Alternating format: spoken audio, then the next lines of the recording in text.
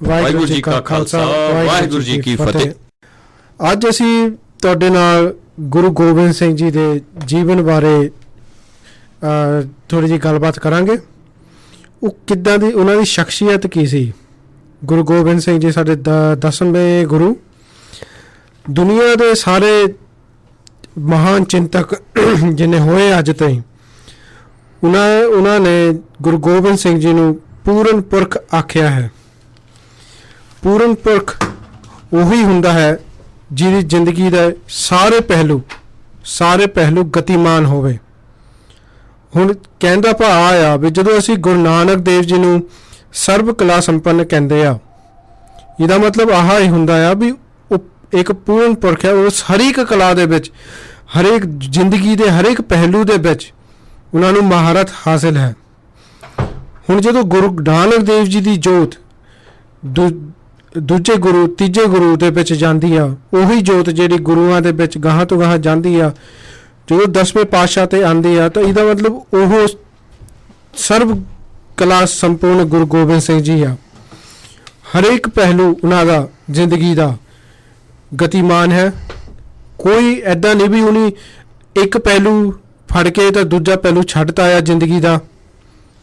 Even Guru Nanak Dev ji ਨੂੰ ਲੈ ਲਓ, ਉਹਨੇ ਆਹ ਨਹੀਂ ਕਿਹਾ ਵੀ ਇਕੱਲੀ ਮਾਲਾ ਜਪੋ, ਨਹੀਂ, ਆਪਣਾ ਗ੍ਰਹਿਸਥ ਜੀਵਨ ਬਾਰੇ ਵੀ ਉਨਾ ਹੀ ਉਹਨੇ ਜ਼ੋਰ ਦਿੱਤਾ ਆ। ਫਿਰ ਕੰਮ ਕਰਨਾ, ਦਸਾਂ ਨੌਹਾਂ ਦੀ ਕਿਰਤ ਕਰਨੀ, ਇਮਾਨਦਾਰੀ ਨਾਲ ਜੀਣਾ, ਸਾਰੇ ਪਹਿਲੂ ਜਿਹੜੇ ਸੀਗੇ ਜ਼ਿੰਦਗੀ ਦੇ, ਉਹਨੇ ਸਾਰਿਆਂ ਦੇ ਵਿੱਚ ਆਪ ਉਹਨਾਂ ਦੀ ਮਹਾਰਤ ਹਾਸਿਲ ਸੀ। ਤਾਂ ਸਾਨੂੰ ਸਿੱਖਾਂ ਨੂੰ ਉਹਨੇ ਪ੍ਰੇਰਿਆ ਵੀ ਤੁਸੀਂ ਵੀ ਬਣੋ, ਤੁਸੀਂ ਬਣ ਸਕਦੇ ਹੋ। ਤਾਂ ਉਹਨੇ ਕੋਈ ਚੀਜ਼ ਐਦਾਂ ਨਹੀਂ ਵੀ ਆਪ ਹੀ ਰੱਖੀ ਆ ਵੀ ਅਸੀਂ ਹੀ ਕਰ ਸਕਦੇ ਹਾਂ, ਤੁਸੀਂ ਨਹੀਂ ਕਰ ਸਕਦੇ। ਹੁਣ ਭਾਈ ਸਾਹਿਬ ਸਤਿੰਦਰਪਾਲ ਸਿੰਘ ਜੀ, ਹਾਂਜੀ, ਆਪਾਂ ਗੁਰੂ ਗੋਬਿੰਦ ਸਿੰਘ ਜੀ ਨੂੰ ਦੇਖੀਏ ਤਾਂ ਉਹਨਾਂ ਦੀ ਜ਼ਿੰਦਗੀ 'ਚ ਝਾਤੀ ਮਾਰੀਏ ਤਾਂ ਦੇਖੀਏ ਤਾਂ ਕਿਤੇ ਏਦਾਂ ਲੱਗ, ਜਦੋਂ ਉਹਨੂੰ ਮੈਦਾਨ ਜੰਗ ਵਿੱਚ ਦੇਖੀਏ ਲੜਾਈ ਕਰਦੇ, ਉਹ ਲੱਗਦਾ ਆ ਵੀ ਜਿੱਦਾਂ ਯੋਧਾ ਲੜਦਾ ਆ ਪੂਰੇ ਜੋਸ਼ ਨਾਲ। ਹਾਂਜੀ, ਦੂਜੇ ਪਾਸੇ ਜਦੋਂ ਉਹ ਆਪਣੇ ਅਨੰਦਪੁਰ ਸਾਹਿਬ ਕਿਲੇ 'ਚ ਸਿੰਘਾਸਨ ਤੇ ਬੈਠੇ ਆ, ਉਦੋਂ ਏਦਾਂ ਲੱਗਦਾ ਆ ਵੀ ਰਾਜੇ ਬਣ ਕੇ ਬੈਠੇ ਆ, ਬਾਦਸ਼ਾਹ ਬੈਠਾ ਆ। ਜਦੋਂ ਆਪਣਾ ਸਾਹਿਤ ਲਿਖਦੇ ਆ, ਬਾਣੀ ਲਿਖਦੇ ਆ, ਕਵਿਤਾਵਾਂ ਦੇ ਵਿੱਚ, ਜਦੋਂ ਉਹਨਾਂ ਦੇ ਦਰਬਾਰ ਦੇ ਵਿੱਚ 52 ਕਵੀ ਬੋਲਦੇ ਆ, ਬਿਲਕੁਲ ਉਹਨਾਂ ਦੀ ਸ਼ਖਸੀਅਤ ਐਜ਼ ਸਾਹਿਤਕ ਕਲਾ ਉਹਨਾਂ ਦੀ ਖੁੱਲ ਕੇ ਸਾਹਮਣੇ ਆਉਂਦੀ ਆ। ਬਿਲਕੁਲ।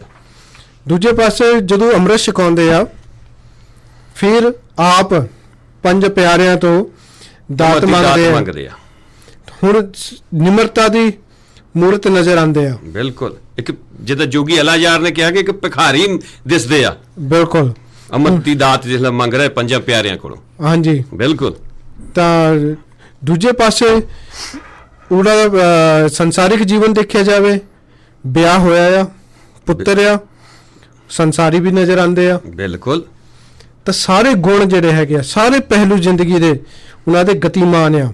ਬਿਲਕੁਲ। ਤਾਂ ਸਾਨੂੰ ਵੀ ਉੱਦਾਂ ਦੇ ਹੀ ਬਣਨਾ ਚਾਹੀਦਾ ਆ। ਔਰ ਉਹਨਾਂ ਦੇ ਸਾਡੇ ਪ੍ਰੇਰਨਾ ਸਰੋਤ ਉਹ ਨੇ, ਤੇ ਜਿਨ੍ਹਾਂ ਤੋਂ ਪ੍ਰੇਰਨਾ ਲੈਣੀ ਆ, ਤੇ ਪ੍ਰੇਰਨਾ ਲੈਣ ਵਾਲਾ ਜੇ ਉੱਦਾਂ ਦਾ ਨਹੀਂ ਬਣਦਾ ਤੇ ਫਿਰ ਗੁਰੂ ਸਾਹਿਬ ਨੂੰ ਮੰਨਣਾ ਤੇ ਇੱਕ ਪਖੰਡੀ ਰਹਿ ਜਾਂਦਾ। ਬਿਲਕੁਲ ਜੀ।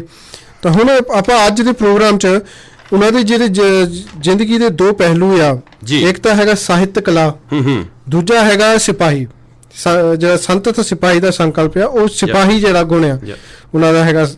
ਉਹਦੇ ਤੇ ਅੱਜ ਆਪਾਂ ਸਿਪਾਹੀ ਤੇ ਤਾਂ ਸਾਹਿਤ ਕਲਾ ਤੇ ਅੱਜ ਆਪਾਂ ਗੱਲਬਾਤ ਕਰਨੀ ਆ। ਠੀਕ ਹੈ ਜੀ। ਤਾਂ ਪਹਿਲਾਂ ਥੋੜਾ ਮੈਂ ਚਾਹੂੰਗਾ ਵੀ ਆਪਾਂ ਗੱਲ ਕਰੀਏ ਥੋੜਾ ਜਿਹਾ ਸਿਪਾਹੀ ਤੇ। ਹਾਂ, ਬਿਲਕੁਲ ਤੁਹਾਡੀ ਗੱਲ ਠੀਕ ਆ। ਜਿੱਦਾਂ ਤੁਸੀਂ ਸ਼ੁਰੂ 'ਚ ਹੀ ਕਿਹਾ ਭਈ ਦੁਨੀਆ ਦੇ ਮਹਾਨ ਚਿੰਤਕਾਂ ਨੇ ਸਭ ਨੇ ਇੱਕ ਜ਼ਬਾਨ ਇਹ ਗੱਲ ਆਖੀ ਆ ਕਿ ਗੁਰੂ ਨਾਨਕ ਦੇਵ ਜੀ ਦੀ ਜੋਤ ਜਿਹੜੀ ਆ, 10 ਗੁਰੂ ਸਾਹਿਬਾਨ, ਇਹ ਪੂਰਨ ਗੁਰੂ ਸਨ। ਪੂਰਨ ਪੁਰਖ ਆਖਿਆ ਗਿਆ ਗੁਰੂ ਗੋਬਿੰਦ ਸਿੰਘ ਜੀ ਮਹਾਰਾਜ ਨੂੰ ਕਿ ਉਹਨਾਂ ਦੀ ਜਿਹੜੀ ਜ਼ਿੰਦਗੀ ਦਾ ਹਰ ਪਹਿਲੂ ਸੀ, ਉਹਦੇ ਵਿੱਚ ਉਹ ਪੂਰੇ ਨਿਪੁੰਨ ਸਨ, ਹਰ ਪਹਿਲੂ ਗਤੀਮਾਨ ਸੀ। ਜੋਗੀ ਅਲਾਜਾਰ ਖਾਨ ਦਾ ਅਸੀਂ ਆਮ ਇਹ ਸੁਣਦੇ ਹਾਂ, ਉਹਨਾਂ ਨੇ ਬੜਾ ਵਧੀਆ ਗੱਲ ਕਹੀ ਆ। ਉਹ ਕਹਿੰਦੇ ਗੁਰੂ ਗੋਬਿੰਦ ਸਿੰਘ ਜੀ ਮਹਾਰਾਜ ਦੀ ਸਿਫਤ ਕਰਨੀ ਹੋਵੇ, ਉਹਨਾਂ ਬਾਰੇ ਲਿਖਣਾ ਹੋਵੇ, ਉਹ ਇਤਨੇ ਮਹਾਨ ਸਨ, ਇਤਨੇ ਉਹਨਾਂ ਦੇ ਵਿੱਚ ਦੈਵੀ ਗੁਣ ਸਨ, ਉਹਨਾਂ ਦਾ ਬਿਆਨ ਇੱਕ ਜੀਵਨ 'ਚ ਹੋ ਹੀ ਨਹੀਂ ਸਕਦਾ। ਔਰ ਉਹਨਾਂ ਤੁਲਨਾ ਦਿੰਦੇ ਨੇ, ਉਹ ਕਹਿੰਦੇ ਨੇ ਵੀ ਇੱਕ ਆਂਖ ਸੇ ਕਿਆ ਬੁਲਬੁਲਾ ਕੁਲ ਬਹਿਰ ਕੋ ਦੇਖੇ, ਸਾਗਰ ਕੋ ਮੰਝਧਾਰ ਕੋ ਜਾਂ ਲਹਿਰ ਕੋ ਦੇਖੇ। ਕਹਿੰਦਾ ਇੱਕ ਬੁਲਬੁਲਾ ਜਿਹੜਾ ਆ ਸਾਗਰ ਵਿੱਚ ਕੀ ਹੈਸੀਅਤ ਰੱਖਦਾ, ਕਿੱਡਾ ਵੱਡਾ ਸਮੁੰਦਰ ਆ, ਉਹਦੇ ਵਿੱਚ ਇੱਕ ਬੁਲਬੁਲਾ ਹੋਵੇ ਔਰ ਉਹਦੀ ਅੱਖ ਵੀ ਇੱਕ ਹੋਵੇ, ਤੇ ਉਹ ਕਹਿੰਦਾ ਸਾਰੇ ਸਾਗਰ ਦੇ ਬਾਰੇ ਜਾਣਕਾਰੀ ਇੱਕ ਅੱਖ ਨਾਲ ਲੈਣੀ ਉਹਦੇ ਲਈ ਅਸੰਭਵ ਗੱਲ ਆ।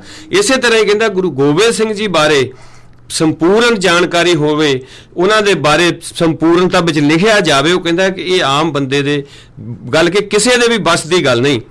ਇਸੇ ਤਰ੍ਹਾਂ ਭਾਈ ਨੰਦ ਲਾਲ ਜੀ ਨੇ ਉਹਨਾਂ ਦੇ ਬਾਰੇ ਜਦੋਂ ਲਿਖਦੇ ਆ, ਉਹਨਾਂ ਦਾ ਜਿਹੜਾ ਕਲਾਮ ਆ ਅਸੀਂ ਸੁਣਦੇ ਆਏ ਆ, ਨਿੱਕੇ ਹੁੰਦੇ ਪੜ੍ਹਦੇ ਆਏ ਆ ਕਿ ਨਾਸਰੋ ਮਨਸੂਰ ਗੁਰੂ ਗੋਬਿੰਦ ਸਿੰਘ, ਈਜ਼ ਦੀ ਮਨਜ਼ੂਰ ਗੁਰੂ ਗੋਬਿੰਦ ਸਿੰਘ, ਹਕਰਾ ਗੰਜੂਰ ਗੁਰੂ ਗੋਬਿੰਦ ਸਿੰਘ, ਜੁਮਲਾ ਫੈਜ਼ੋ ਨੂਰ ਗੁਰੂ ਗੋਬਿੰਦ ਸਿੰਘ। ਉਹਨਾਂ ਨੇ ਇਤਨੀਆਂ ਸਿਫਤਾਂ ਹਰ ਪਹਿਲੂ ਦੇ ਉੱਤੇ ਉਹਨਾਂ ਨੇ ਰੋਸ਼ਨੀ ਪਾਈ ਆ, ਕਿਉਂਕਿ ਅੱਜ ਦਾ ਜਿਹੜਾ ਸਾਡਾ ਇੱਕ ਉਹਨਾਂ ਦਾ ਜਿਹੜਾ ਪਹਿਲੂ ਹੈ ਜ਼ਿੰਦਗੀ ਦਾ, ਤੁਸੀਂ ਕਿਹਾ ਕਿ ਦੋ ਪਹਿਲੂਆਂ ਤੇ ਵਿਚਾਰ ਕਰਨੀ ਹੈ। ਬਾਕੀ ਉਹਨਾਂ ਦਾ ਗੁਰਪੁਰਬ ਅੱਗੇ ਆ ਰਿਹਾ, ਹੋਰ ਵੀ ਵਿਚਾਰਾਂ ਉਹਨਾਂ ਬਾਬਤ ਹੁੰਦੀਆਂ ਰਹਿਣਗੀਆਂ, ਲੇਕਿਨ ਅੱਜ ਦਾ ਤੁਸੀਂ ਜਿਹੜਾ ਉਹਨਾਂ ਦਾ ਇੱਕ ਯੋਧਾ ਦੇ ਰੂਪ ਵਿੱਚ, ਇੱਕ ਸਿਪਾਹੀ ਦੇ ਰੂਪ ਵਿੱਚ ਆਪਾਂ ਉਹਨਾਂ ਦੇ ਬਾਰੇ 'ਚ ਜਾਣਕਾਰੀ ਸਰੋਤਿਆਂ ਨਾਲ ਸਾਂਝੀ ਕਰ ਰਹੇ ਹਾਂ। ਤੇ ਉਹਦੇ ਬਾਰੇ ਜਿਹੜਾ ਭਾਈ ਨੰਦ ਲਾਲ ਜੀ ਨੇ ਲਿਖਿਆ, ਮੈਂ ਉਹਨਾਂ ਦੇ ਵੀ ਉਹ ਕੋਟ ਕਰਨਾ ਚਾਹਾਂਗਾ। ਉਹ ਕਹਿੰਦੇ ਤੇਗ ਰਾ ਫਤਹਾ ਗੁਰੂ ਗੋਬਿੰਦ ਸਿੰਘ, ਜਾਨੋ ਦਿਲ ਰਾ ਰਾਹ ਗੁਰੂ ਗੋਬਿੰਦ ਸਿੰਘ। ਉਹ ਕਹਿੰਦੇ ਗੁਰੂ ਗੋਬਿੰਦ ਸਿੰਘ ਜੀ ਤਲਵਾਰ ਦੇ ਧਨੀ ਸਨ, ਔਰ ਉਹਨਾਂ ਦੀ ਤਲਵਾਰ ਦੇ ਅੱਗੇ ਕੋਈ ਐਸੀ ਤਾਕਤ ਦੁਨਿਆਵੀ ਨਹੀਂ ਸੀ ਕਿ ਜਿਹੜੀ ਟਿਕ ਸਕਦੀ, ਤੇ ਉਹ ਹਰ ਇੱਕ ਦੀ ਦਿਲੋਂ ਤੇ ਜਾਨ ਸਨ। ਤੇਗ ਰਾ ਫਤਹਾ ਗੁਰੂ ਗੋਬਿੰਦ ਸਿੰਘ, ਜਾਨੋ ਦਿਲ ਦਾ ਰਾਹ ਗੁਰੂ ਗੋਬਿੰਦ ਸਿੰਘ।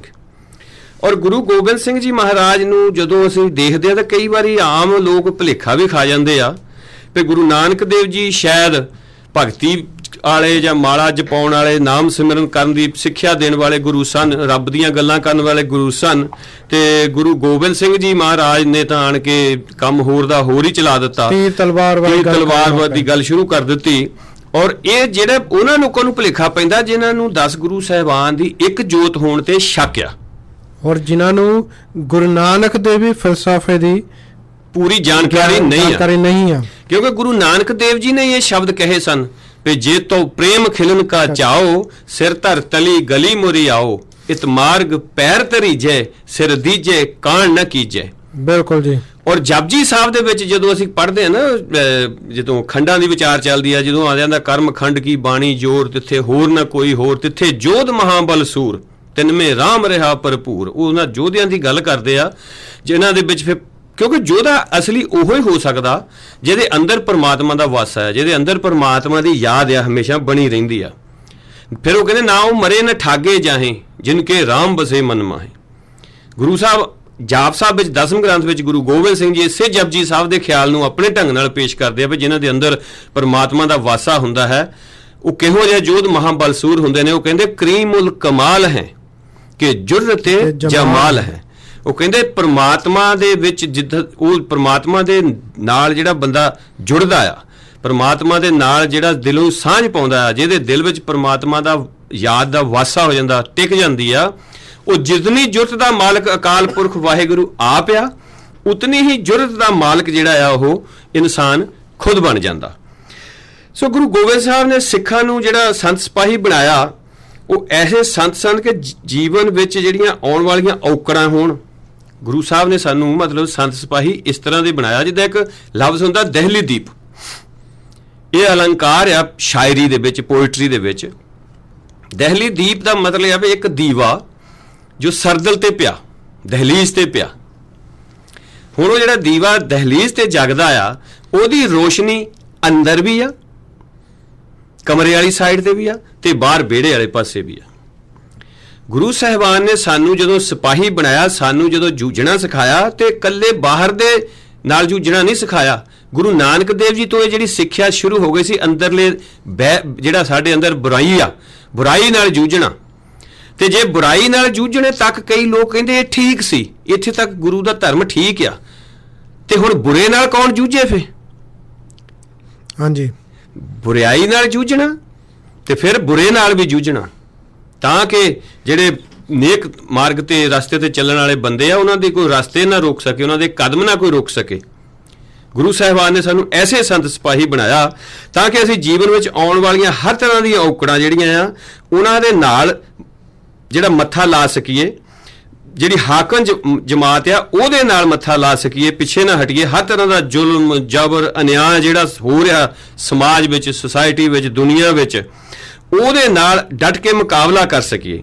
ਗੁਰੂ ਸਾਹਿਬਾਨ ਨੇ ਹਰ ਤਰ੍ਹਾਂ ਦੇ ਜ਼ੁਲਮ ਦੇ ਨਿਆਂ ਨਾਲ ਜਦੋਂ ਜੂਝਣ ਦੀ ਸਾਨੂੰ ਸਿੱਖਿਆ ਦਿੱਤੀ ਆ, ਉਹਨੇ ਇਕੱਲੀ ਸਿੱਖਿਆ ਨਹੀਂ ਦਿੱਤੀ, ਉਹਨਾਂ ਨੇ ਅੱਗੇ ਹੋ ਕੇ ਆਪ ਅਗਵਾਈ ਵੀ ਕੀਤੀ ਆ।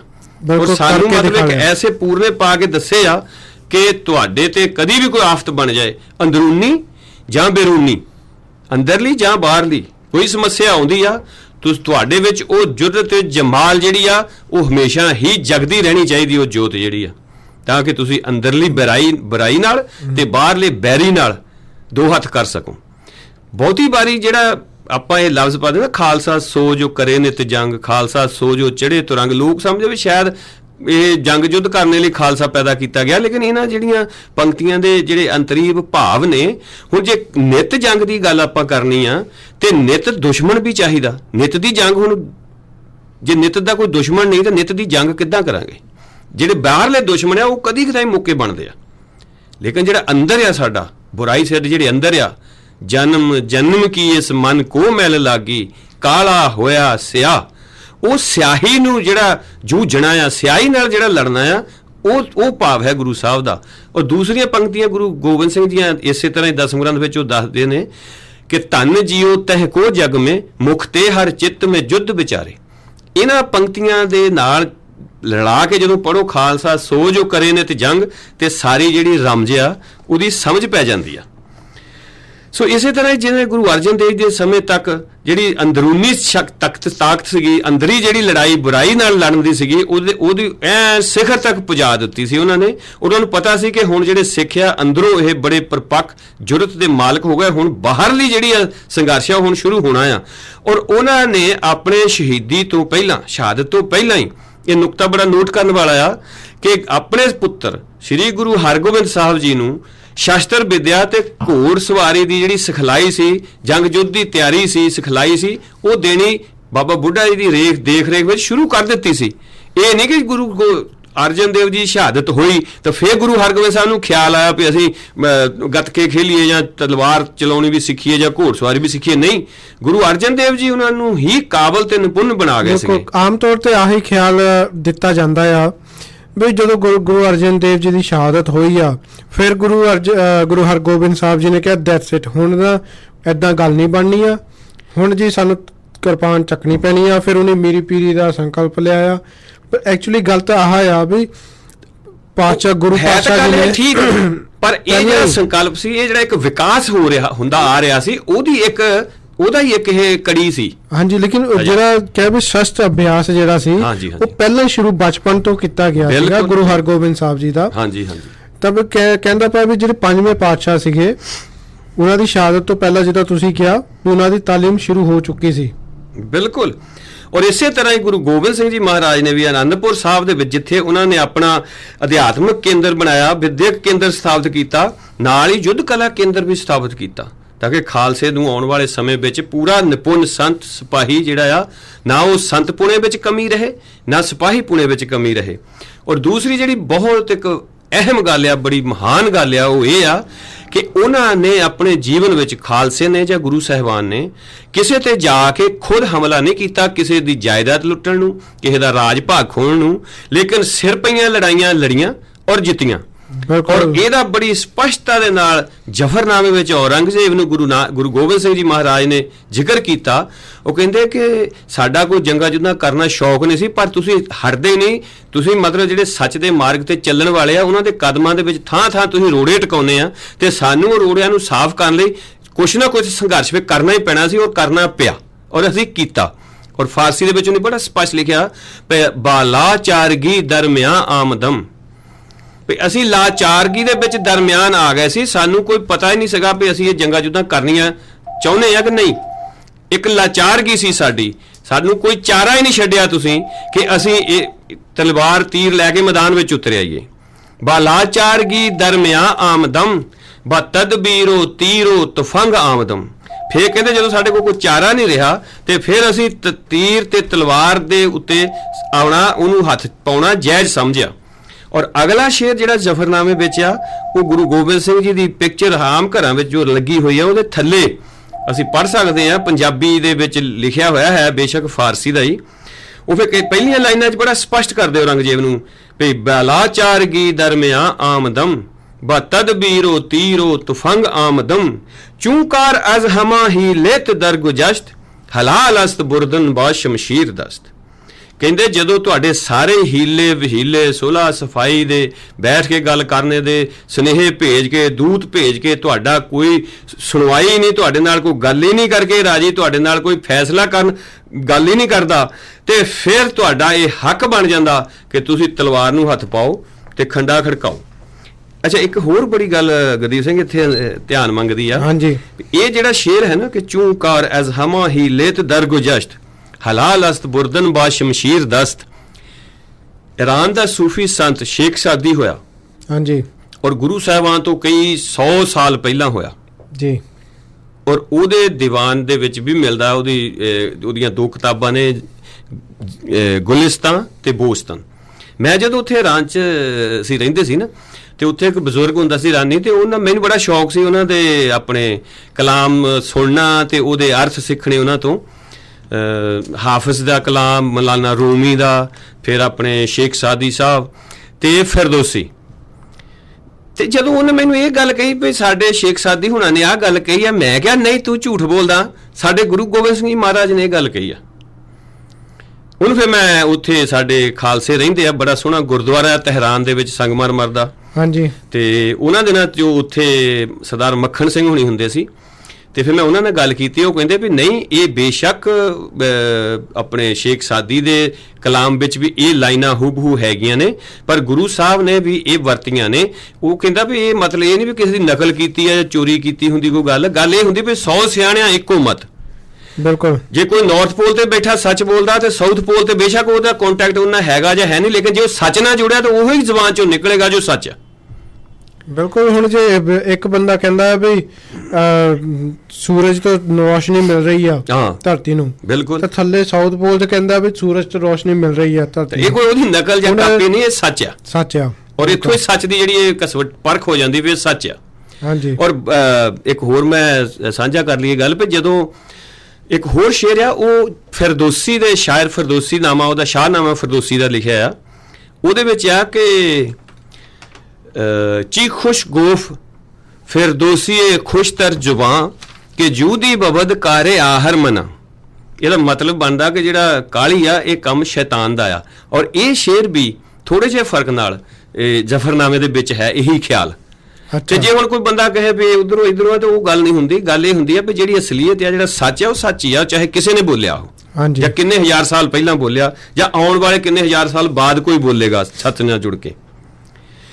ਹੁਣ ਦੇਖੋ, ਗੁਰੂ ਸਾਹਿਬਾਨਾਂ ਨੇ ਦਾ ਪਰਉਪਕਾਰ ਸੀ ਜਿਹੜਾ ਅਸੀਂ ਅੱਗੇ ਵੀ ਕਈ ਵਾਰੀ ਇਹ ਪ੍ਰੋਗਰਾਮ 'ਚ ਜ਼ਿਕਰ ਕਰਦੇ ਹਾਂ ਕਿ ਜੇ ਗੁਰੂ ਗੋਬਿੰਦ ਸਿੰਘ ਜੀ ਨਾ ਹੁੰਦੇ ਨਾ, ਸਿੱਖ ਧਰਮ ਨਾ ਹੁੰਦਾ, 10 ਗੁਰੂ ਸਾਹਿਬਾਨ ਆਪਣਾ ਇਹ ਜਿਹੜਾ ਧਰਮ ਆ ਉੱਥੇ ਉਸ ਧਰਤੀ ਤੇ ਨਾ ਚਲਾਉਂਦੇ, ਕਿ ਜਿਹੜਾ ਮਿਡਲ ਈਸਟ ਆ ਉਹਦੀ ਬਾਉਂਡਰੀ ਜਿਹੜੀ ਆ ਉਹ ਹਿੰਦੁਸਤਾਨ ਦੀ ਜਿਹੜੀ ਈਸਟ ਤੇ ਨਾਰਥ ਵਾਲੀ ਬਾਉਂਡਰੀ ਆ ਉਹ ਹੋਣੀ ਸੀ, ਉੱਥੇ ਤੱਕ ਹੋਣਾ ਸੀ ਇਸਲਾਮ ਦਾ ਝੰਡਾ। ਪਰ ਕਿਉਂਕਿ ਗੁਰੂ ਸਾਹਿਬਾਨ ਦੀ ਮੱਤ ਸੀ ਕਿ ਜ਼ਬਰ ਜ਼ੁਲਮ ਨਾ ਸਹਿਣਾ ਤੇ ਨਾ ਹੋਣ ਦੇਣਾ, ਔਰ ਉਹਦਾ ਨਤੀਜਾ ਹੈ ਕਿ ਅੱਜ ਹਿੰਦੁਸਤਾਨ ਦੇ ਖਿੱਤੇ ਵਿੱਚ ਸਾਰੇ ਹਿੰਦੁਸਤਾਨੀ ਭਾਰਤ ਵਾਸੀ ਆਜ਼ਾਦੀ ਦਾ ਨਿੱਘ ਮਾਣ ਰਹੇ ਆ। ਪਰ ਅਫਸੋਸ ਨਾਲ ਇਹ ਗੱਲ ਕਹਿਣੀ ਪੈਂਦੀ ਆ ਕਿ ਬਜਾਏ ਇਸ ਦੇ ਕਿ ਗੁਰੂ ਸਾਹਿਬਾਨਾਂ ਦੇ ਅਹਿਸਾਨ ਥੱਲੇ ਉਹ ਦੱਬਣ ਜਾਂ ਗੁਰੂ ਸਾਹਿਬਾਨ ਦੇ ਅਹਿਸਾਨ ਦੀ ਉਹ ਗੱਲ ਕਰਨ, ਉਹਨਾਂ ਨੂੰ ਅਹਿਸਾਸ ਹੋਵੇ, ਪਰ ਅਹਿਸਾਸ ਹੋਣ ਦੀ ਬਜਾਏ ਉਲਟ ਸਮਾਂ ਕਿ ਪੁੱਠੀਆਂ ਸਿੱਧੀਆਂ ਗੱਲਾਂ ਕਰ ਕਰਕੇ ਉਹਨਾਂ ਨੂੰ ਮਤਲਬ ਐਸੀਆਂ ਕਹਾਣੀਆਂ ਉਹਨਾਂ ਨਾਲ ਜੋੜਦੇ ਆ ਕਿ ਉਹਨਾਂ ਦੀ ਸ਼ਖਸੀਅਤ ਨੂੰ ਜਿੱਦਾਂ ਰੋਲਣ ਦੀ ਕੋਸ਼ਿਸ਼ ਕਰਦੇ ਆ। ਬਿਲਕੁਲ ਜੀ। ਕਦੀ ਕਹਿੰਦੇ ਜੀ ਉਹ ਤੀਰ ਤਲਵਾਰ ਚਲਾਉਣ ਵਾਲਾ ਗੁਰੂ ਨਹੀਂ ਹੋ ਸਕਦਾ, ਕਦੀ ਕਹਿੰਦੇ ਉਹ ਯੋਧਾ ਹੋ ਸਕਦਾ, ਯੋਧਾ ਮੰਨ ਸਕਦੇ ਆ, ਜਾਂ ਸ਼ਿਵਾਜੀ ਵਰਗਾ ਬਣ ਸਕਦੇ ਆ। ਇਹੋ ਜਿਹੀਆਂ ਜਿਹੜੀਆਂ ਗੱਲਾਂ ਨੇ ਇਹ ਮਤਲਬ ਜਿਹੜੀਆਂ ਭਾਰਤ ਵਾਸੀਆਂ ਨੂੰ ਨਹੀਂ ਕਰਨੀਆਂ ਚਾਹੀਦੀਆਂ। ਔਰ ਸਾਡੇ ਸਿੱਖਾਂ ਨੂੰ ਵੀ, ਅਸੀਂ ਸਿੱਖਾਂ ਨੇ ਕਦੀ ਕੋਈ ਇੰਨਾ ਅਹਿਸਾਸ ਨਹੀਂ ਦਵਾਇਆ ਕਿ ਸਾਡੇ ਗੁਰੂਆਂ ਨੇ ਐ ਕੀਤਾ ਉਹ ਕੀਤਾ, ਕਿਉਂਕਿ ਗੁਰੂ ਸਾਹਿਬਾਨ ਨੇ ਜੋ ਕੀਤਾ ਉਹ ਉਹਨਾਂ ਨੂੰ ਪ੍ਰਮਾਤਮਾ ਵੱਲੋਂ ਹੁਕਮ ਸੀ, ਉਹਨਾਂ ਨੇ ਆਪਣੇ ਆਪ ਨੂੰ ਆਪਣਾ ਫਰਜ਼ ਸਮਝ ਕੇ ਕੀਤਾ। ਖਾਲਸਾ ਕੌਮ ਦੀ ਸਿਰਜਣਾ ਕੀਤੀ ਆ, ਅਕਾਲ ਪੁਰਖ ਦੇ ਹੁਕਮ ਨਾਲ ਕੀਤੀ ਆ, ਔਰ ਇਸ ਹੁਕਮ ਨੂੰ ਹਰ ਇੱਕ ਭਾਰਤ ਵਾਸੀ ਨੂੰ ਮੰਨਣਾ ਚਾਹੀਦਾ। ਉਹ ਨਹੀਂ ਵੀ ਸਿੱਖ ਬਣਨਾ ਚਾਹੁੰਦੇ, ਲੇਕਿਨ ਜਿਹੜਾ ਹੁਕਮ ਹੈ, ਜੋ ਹੋਇਆ ਹੈ 10 ਗੁਰੂ ਸਾਹਿਬਾਨ ਦੇ ਪੀਰੀਅਡ ਦੇ ਵਿੱਚ, ਉਹਦੇ ਮਤਲਬ ਜੇ ਉਹਦਾ ਉਹ ਅਹਿਸਾਨ ਨਹੀਂ ਚੁਕਾ ਸਕਦੇ ਜਾਂ ਉਹਦਾ ਅਹਿਸਾਨ ਨਹੀਂ ਮੰਨ ਸਕਦੇ, ਤੇ ਉਹਨਾਂ ਨੂੰ ਘੱਟੋ ਘੱਟ ਉਹਨਾਂ ਦੇ ਉੱਤੇ ਜਿਹੜੀਆਂ ਪੁੱਠੀਆਂ ਸਿੱਧੀਆਂ ਜਿਹੜੀਆਂ ਲਾਛਣ ਗੱਲਾਂ ਨਹੀਂ ਕਰਨੀਆਂ ਚਾਹੀਦੀਆਂ। ਔਰ ਮੈਂ ਮਸਕੀਨ ਸਾਹਿਬ ਦੀ ਇੱਕ ਲੈਕਚਰ ਸੁਣਿਆ ਸੀ, ਅੱਜ ਤੋਂ ਕੋਈ ਮੇਰਾ ਖਿਆਲ ਆ ਵੀ 81-82 ਦੀ ਗੱਲ ਹੋਣੀ ਆ, ਔਰ ਉਹਦੇ ਵਿੱਚ ਉਹਨਾਂ ਨੇ ਉਦੋਂ ਜ਼ਿਕਰ ਕੀਤਾ ਸੀ ਵੀ ਇੱਕ ਐਸਾ ਹਮਲਾ ਵੀ ਹੋਇਆ ਹਿੰਦੁਸਤਾਨ ਵਿੱਚ ਸਿੱਖਾਂ ਦੇ ਗੁਰੂ ਸਾਹਿਬਾਨਾਂ ਦੇ ਉੱਤੇ। ਪਹਿਲਾਂ ਤਾਂ ਗੁਰੂ ਹਰਗੋਬਿੰਦ ਸਾਹਿਬ ਤੋਂ ਚੱਕ ਲਿਆ ਉਹਨੇ ਕੰਮ, ਪਈ 5ਵੇਂ ਗੁਰੂ ਤੱਕ ਸਭ ਕੁਝ ਠੀਕ ਸੀਗਾ, ਗੁਰੂ ਗ੍ਰੰਥ ਸਾਹਿਬ ਦੀ ਬੀੜ ਵੀ ਤਿਆਰ ਹੋ ਗਈ ਸੀ। ਮੈਂ ਅੱਜ ਵੀ ਮੈਂ ਕਹਿੰਦਾ, ਮੈਨੂੰ ਮਹੀਨਾ ਕੁ ਹੋਇਆ, ਮੈਂ ਇੱਕ ਟੀਵੀ ਪ੍ਰੋਗਰਾਮ ਤੇ ਸੁਣਿਆ ਕਿ ਗਿਆਨੀ ਕਥਾ ਕਰਦੇ ਨੂੰ, ਉਹ ਬੜਾ ਜ਼ੋਰ ਦੇ ਕੇ ਗੱਲ ਕਹਿ ਰਿਹਾ ਸੀ ਜੀ 5ਵੇਂ ਪਾਤਸ਼ਾਹ ਤੱਕ ਸਭ ਕੁਝ ਹੋ ਗਿਆ ਸੀ, ਸਭ ਕੁਝ ਸੈੱਟ ਸੀ, ਗੁਰੂ ਗ੍ਰੰਥ ਸਾਹਿਬ ਦੀ ਬੀੜ ਵੀ ਤਿਆਰ ਹੋ ਗਈ ਸੀ। ਪਰ ਮੈਨੂੰ ਲੱਗ ਰਿਹਾ ਸੀ ਵੀ ਇਹਦੇ ਆਉਣ ਵਾਲੇ ਸਮੇਂ 'ਚ ਇਹ ਵੀ ਕਹੂਗਾ ਵੀ ਗਾਂ ਜਿਹੜਾ ਸਿਸਟਮ ਸੀ ਉਹਦੀ ਲੋੜ ਹੀ ਨਹੀਂ ਸੀ। ਹਾਂਜੀ, ਕਿਉਂਕਿ ਇਹ ਗੱਲ ਚੱਲ ਰਹੀ ਆ, ਚੱਲ ਹਟੀ ਅੱਗੇ, ਦਬੀ ਆਵਾਜ਼ ਅਜੇ ਵੀ ਕਿਤੇ ਕਿਤੇ ਚੱਲਦੀ ਆ। ਕੋਸ਼ਿਸ਼ ਤਾਂ ਹੁੰਦੀ ਰਹਿਣੀ ਆ ਕਰਕੇ, ਜਿੱਦਾਂ ਆਪਾਂ ਪਿੱਛੇ ਗੱਲ ਕਰਦੇ ਸੀ ਵੀ ਚੋਰ ਉੱਥੇ ਹੀ ਪੈਂਦਾ ਜਿਸ ਘਰ ਦੇ ਵਿੱਚ ਕੁਝ ਹੋਵੇ। ਬਿਲਕੁਲ ਨਾਨਕ ਦੇ ਘਰ ਵਿੱਚ ਉਹ ਚੀਜ਼ ਆ ਜਿਹੜੀ ਖਤਮ ਨਹੀਂ ਹੋ ਸਕਦੀ। ਬਿਲਕੁਲ ਸਹੀ ਹੈ। ਜਿਹੜੇ ਲੁੱਟਣ ਵਾਲੇ ਆ ਉਹਨੀ ਹਮਲੇ ਕਰੀ ਜਾਣੇ। ਗੱਲ ਇਹ ਆ ਵੀ ਸਾਨੂੰ ਜਿਹੜਾ ਆ ਵੀ ਸਾਨੂੰ ਜਾਗਦੇ ਰਹਿਣ ਦੀ ਲੋੜ ਆ, ਖਬਰਦਾਰ ਹੁਸ਼ਿਆਰ ਰਹਿਣ ਦੀ ਲੋੜ ਆ ਸਾਨੂੰ। ਤੇ ਉਹ ਜਿਹੜਾ ਫਿਰ ਉਸ ਵੇਲੇ ਦੇ ਲੋਕ ਜਿਹੜਾ ਸੀਗਾ, ਆਪਣੇ ਮਸਕੀਨ ਸਾਹਿਬ ਨੇ ਦੱਸਿਆ ਉਸ ਲੈਕਚਰ ਵਿੱਚ ਵੀ, ਉਸ ਵੇਲੇ ਜ਼ਿੰਦਾ ਦਿਲ ਇਨਸਾਨ ਕਹਿ ਲਓ ਜਾਂ ਉਹ ਐਸੇ ਬੰਦੇ ਸਿੱਖ ਕੌਮ ਵਿੱਚ ਖੁਸ਼ਕਿਸਮਤੀ ਨਾਲ ਜ਼ਿੰਦਾ ਸਨ ਜਿਨ੍ਹਾਂ ਨੇ ਉਸ ਬੜੇ ਤੂਫਾਨੀ ਢੰਗ ਨਾਲ ਉਸ ਹਮਲੇ ਦਾ ਜਵਾਬ ਦਿੱਤਾ, ਥਾਂ ਜਵਾਬ ਦਿੱਤਾ, ਉਹਨਾਂ ਨੂੰ ਚੁੱਪ ਕਰਾਇਆ। ਮੈਂ ਸਮਝਦਾ ਵੀ ਉਹ ਕਿਹੋ ਜਿਹੇ ਹਾਲਾਤ, ਕਿਸ ਤਰ੍ਹਾਂ ਦਾ ਹਮਲਾ ਸੀ, ਕਿਵੇਂ ਉਹਨੂੰ ਰੋਕਿਆ ਗਿਆ, ਕਿਵੇਂ ਠੱਲ ਪਾਈ ਗਈ। ਤੇ ਮੈਂ ਸਮਝਦਾ ਥੋੜਾ ਜਿਹਾ ਮਸਕੀਨ ਸਾਹਿਬ ਉਹਨਾਂ ਦੀ ਜ਼ਬਾਨੀ ਅਸੀਂ ਸਰੋਤਿਆਂ ਦੇ ਨਾਲ ਜ਼ਰੂਰ ਸਾਂਝਾ ਕਰਦੇ ਹਾਂ, ਤੇ ਅਗਲੇ ਫਿਰ ਪ੍ਰੋਗਰਾਮ ਉਹ ਤੋਂ ਬਾਅਦ ਫਿਰ ਜਾਰੀ ਕਰਾਂਗੇ ਉਹਨਾਂ ਦੇ ਸਾਹਿਤ ਬਾਰੇ। ਓਕੇ। ਪਿਛਲੇ ਦਿਨ ਹਿੰਦੁਸਤਾਨ ਵਿੱਚ ਬੜਾ ਰੋਲਾ ਇੱਕ ਪਿਆ, ਜਿਸ ਦਾ ਜਵਾਬ ਮੈਨੂੰ ਥਾਂ ਤੇ ਦੇਣਾ ਪਿਆ। ਉਹ ਕਹਿਣ ਲੱਗੇ ਜਿਹੜਾ ਪਰਮ ਸੰਤ ਹੁੰਦਾ ਹੈ, ਤੋਪ ਤਲਵਾਰ ਬੰਦੂਕ ਚਲਾਉਣਾ ਉਸਦਾ ਕੰਮ ਨਹੀਂ ਹੁੰਦਾ, ਉਹਦਾ ਤੇ ਕੰਮ ਹੈ ਸਿਮਰਨ ਕਰਨਾ, ਪ੍ਰਭੂ ਨਾਲ ਜੁੜਨਾ ਤੇ ਪ੍ਰਭੂ ਨਾਲ ਜੋੜਨਾ। ਔਰ ਜੋ ਤੋਪ ਤਲਵਾਰ ਦੀ ਗੱਲ ਕਰੇ, ਤੀਰ ਦੀ ਗੱਲ ਕਰੇ, ਉਹ ਇੱਕ ਸਿਪਾਹੀ ਹੋ ਸਕਦਾ ਹੈ, ਸੂਰਮਾ ਹੋ ਸਕਦਾ, ਗੁਰੂ ਨਹੀਂ ਹੋ ਸਕਦਾ, ਅਵਤਾਰ ਨਹੀਂ ਹੋ ਸਕਦਾ। ਇਹ ਪ੍ਰਚਾਰ ਇਤਨੇ ਜ਼ੋਰਾਂ ਨਾਲ ਸੀ ਔਰ ਤੂਫਾਨੀ ਢੰਗ ਨਾਲ, ਜਿਹਦਾ ਅਗਰ ਕੌਮ ਮੁਕਾਬਲਾ ਨਾ ਕਰਦੀ ਤਾਂ ਖਿਮਾ ਕਰਨੀ, ਸਾਡੇ ਉੱਪਰੋਂ ਇਹ ਤੂਫਾਨ ਲੰਘ ਜਾਣਾ ਸੀ। ਪਰ ਕੌਮ ਵਿੱਚ ਕੁਝ ਜ਼ਿੰਦਾ ਬੰਦੇ ਸਨ, ਜੀਵਦੇ ਜਾਗਦੇ ਬੰਦੇ ਸਨ, ਉਹ ਅੱਗੇ ਆ ਗਏ। ਹਰ ਸ਼ਹਿਰ ਵਿੱਚ ਉਹਨਾਂ ਦਾ ਇਹ ਪ੍ਰਚਾਰ ਸੀ। ਜੋ ਤੀਰ ਦੀ ਗੱਲ ਕਰੇ, ਤਲਵਾਰ ਦੀ ਗੱਲ ਕਰੇ, ਬੰਦੂਕ ਦੀ ਗੱਲ ਕਰੇ, ਲੜਾਈ ਦੀ ਗੱਲ ਕਰੇ, ਸੂਰਮਾ ਹੈ। ਗੁਰੂ ਥੋੜੀ ਹੈ, ਸੰਤ ਥੋੜੀ ਹੈ, ਭਗਤ ਥੋੜੀ ਹੈ। ਭਗਤ ਕਿਸ ਤਰ੍ਹਾਂ ਆਉਂਦੇ ਨੇ, ਸੰਤ ਕਿਸ ਤਰ੍ਹਾਂ ਆਉਂਦੇ ਨੇ, ਉਹਨਾਂ ਨੇ ਵਿਆਖਿਆ ਥਾਂ ਤੇ ਕਰਨੀ ਸ਼ੁਰੂ ਕੀਤੀ। ਅਗਾਂਹ ਦੀ ਗੱਲ ਕਰਨ ਤੋਂ ਪਹਿਲੇ ਇੱਕ ਨਿੱਕੀ ਜਿਹੀ ਗੱਲ ਮੈਂ ਥੋੜੀ ਝੋਲੀ 'ਚ ਰੱਖਦੇ ਹਾਂ, ਕਿਧਰੇ ਬਾਅਦ ਵਿੱਚ ਮੈਂ ਭੁੱਲ ਨਾ ਜਾਵਾਂ ਕਿ ਅਸੀਂ ਪੰਜਾਬ ਵਿੱਚ ਸਿਰਫ 5% ਜ਼ਿਆਦਾ, 5% ਇਸ ਤੋਂ ਜ਼ਿਆਦਾ ਨਹੀਂ। ਤੇ ਇਸ 5% ਨੂੰ ਘਟਾਉਣ ਦੀ ਕੋਸ਼ਿਸ਼ ਜਾਰੀ ਹੈ ਹਰ ਪਾਸੇ, ਸਿਰਫ 5%। ਤੇ 5% ਕਰਕੇ ਉਹਨਾਂ ਨੂੰ ਖਤਰਾ ਪ੍ਰਤੀਤ ਹੁੰਦਾ ਵੀ 5% ਵੀ ਕਿਉਂ ਜ਼ਿਆਦਾ ਨੇ, ਇਹ 5% ਵੀ ਕਿਉਂ ਜ਼ਿਆਦਾ ਨੇ। ਤਾਂ ਉਹਨਾਂ 5% ਦੇ ਉੱਤੇ ਡੋਰੇ ਡਾਲੇ ਜਾਂਦੇ ਨੇ, ਕਿਸੇ ਨੂੰ ਰਾਧਾ ਸਵਾਮੀ ਬਣਾਉਣ ਦੀ, ਕਿਸੇ ਨੂੰ ਨਿਰੰਕਾਰੀ ਬਣਾਉਣ ਦੀ, ਕਿਸੇ ਦੇ ਅੱਗੋਂ ਗੁਰੂ ਹਰਗੋਬਿੰਦ ਸਾਹਿਬ ਤੇ ਗੁਰੂ ਗੋਬਿੰਦ ਸਿੰਘ ਜੀ ਦੀ ਨਿੰਦਾ ਕਰਕੇ ਵੀ ਚਲੋ ਗੁਰੂ ਹੋ ਸਕਦਾ ਤੇ ਸਿਰਫ ਗੁਰੂ ਨਾਨਕ ਹੋ ਸਕਦਾ, ਬਾਕੀ ਨਹੀਂ। ਇਸ ਤਰ੍ਹਾਂ ਦੀ ਗੱਲ ਕਰਕੇ ਔਰ ਬੜੇ ਵੱਡੇ ਪੈਮਾਨੇ 'ਚ, ਬੜੇ ਵੱਡੇ ਪੱਧਰ ਤੇ ਔਰ ਦੇਸ਼ ਵਿਦੇਸ਼ ਵਿੱਚ ਇਹ ਪ੍ਰਚਾਰ ਹੁੰਦਾ ਹੈ। ਬਦਕਿਸਮਤੀ ਹੈ ਇਸ ਪ੍ਰਚਾਰ ਦਾ ਅਸੀਂ ਕੋਈ ਬਹੁਤ ਵੱਡੇ ਪੱਧਰ ਤੇ ਵਿਦੇਸ਼ਾਂ ਵਿੱਚ ਜਾਂ ਦੇਸ਼ ਦੇ ਬਾਕੀ ਕੋਨਿਆਂ 'ਚ ਜਵਾਬ ਨਹੀਂ ਦੇ ਰਹੇ। ਤੇ ਜਵਾਬ ਕੀ ਖਾਕ ਦੇਣਾ ਸੀ ਤੇ ਆਪਸ ਵਿੱਚ ਹੀ ਲੜੇ ਫਿਰਦੇ ਹਾਂ। ਔਰ ਜਵਾਬ ਕੀ ਖਾਕ ਦੇਣਾ ਹੈ ਕਿ ਜਦ ਗੁਰੂ ਵਾਲੀ ਉਹ ਗੱਲ ਸਾਡੇ ਕੋਲ ਉਂਝ ਹੀ ਮਿੱਟੀ ਪਈ ਹੈ, ਜਿਹੜੀ ਗੱਲ ਉਹ ਮਿਟਾਉਣਾ ਚਾਹੁੰਦੇ ਨੇ ਉਹ ਤੇ ਮਿੱਟੀ ਪਈ ਉਂਝ ਹੀ ਪਹਿਲੇ। ਜੀਵਦੇ ਨੂੰ ਤੇ ਗੋਲੀ ਨਾਲ ਮਾਰਾਂਗੇ, ਮੁਰਦੇ ਨੂੰ ਮਾਰਨ ਦੀ ਲੋੜ ਹੀ ਕੀ ਹੈ, ਉਹਨੂੰ ਕੱਟਣ ਦੀ ਕੀ ਲੋੜ ਹੈ, ਉਹਨੂੰ ਮਾਰਨ ਦੀ ਕੀ ਲੋੜ ਹੈ। ਖੈਰ ਮੁਖਤਸਰ ਅਰਜ਼ ਕਰਾਂ, ਦਿੱਲੀ ਵਿੱਚ ਗੁਰਦੁਆਰਾ ਸੀਸਗੰਜ ਸਾਹਿਬ ਵਿੱਚ ਮੈਂ ਗਾਲਬਨ ਜਨਵਰੀ ਦੇ ਮਹੀਨੇ 'ਚ ਸਾਰੀ ਹਾਜ਼ਰੀ ਭਰਦਾ ਹੁੰਦਾ ਇਹ ਮਹੀਨਾ। ਉੱਥੇ ਇੱਕ ਸੱਜਣ ਅਦਕੀ ਉੱਪਰ ਮੇਰੇ ਕਮਰੇ 'ਚ ਆ ਗਿਆ ਤੇ ਉਹਦਾ ਚਿਹਰਾ ਮੈਂ ਦੇਖ ਲਿਆ ਵੀ ਇਹ ਬਹਿਸ ਦੇ ਮੂਡ 'ਚ ਹੈ, ਚਰਚਾ ਦੇ ਮੂਡ 'ਚ, ਤੇ ਹੁਣ ਲੰਬੀ ਚੌੜੀ ਗੱਲ ਕਰੇਗਾ ਜ਼ਰੂਰ। ਉਹਦਾ ਚਿਹਰਾ ਹੀ ਦੱਸ ਰਿਹਾ ਸੀ। ਭਾਵੇਂ ਮੈਂ ਥੱਕਿਆ ਹੋਇਆ ਆਇਆ ਸੀ, ਪਰ ਉਹਨੂੰ ਕੁਝ ਅਨਮਤੀਆਂ ਜਾਣ ਕੇ ਮੈਂ ਕਹਿ ਦਿੱਤਾ, ਅੱਛਾ ਬਈ ਤੂੰ ਕਹਿ ਕੀ ਵਿਚਾਰਾਂ ਕਹਿਣੀਆਂ। ਕਹਿੰਦਾ ਮੇਰਾ ਵੀ ਇਹ ਦ੍ਰਿੜ ਨਿਸ਼ਚਾ ਹੈ ਕਿ ਜੋ ਤੀਰ ਤਲਵਾਰ ਦੀ ਗੱਲ ਕਰੇ ਅਸੀਂ ਉਸ ਨੂੰ ਸੂਰਮਾ ਕਹਿ ਸਕਦੇ ਹਾਂ।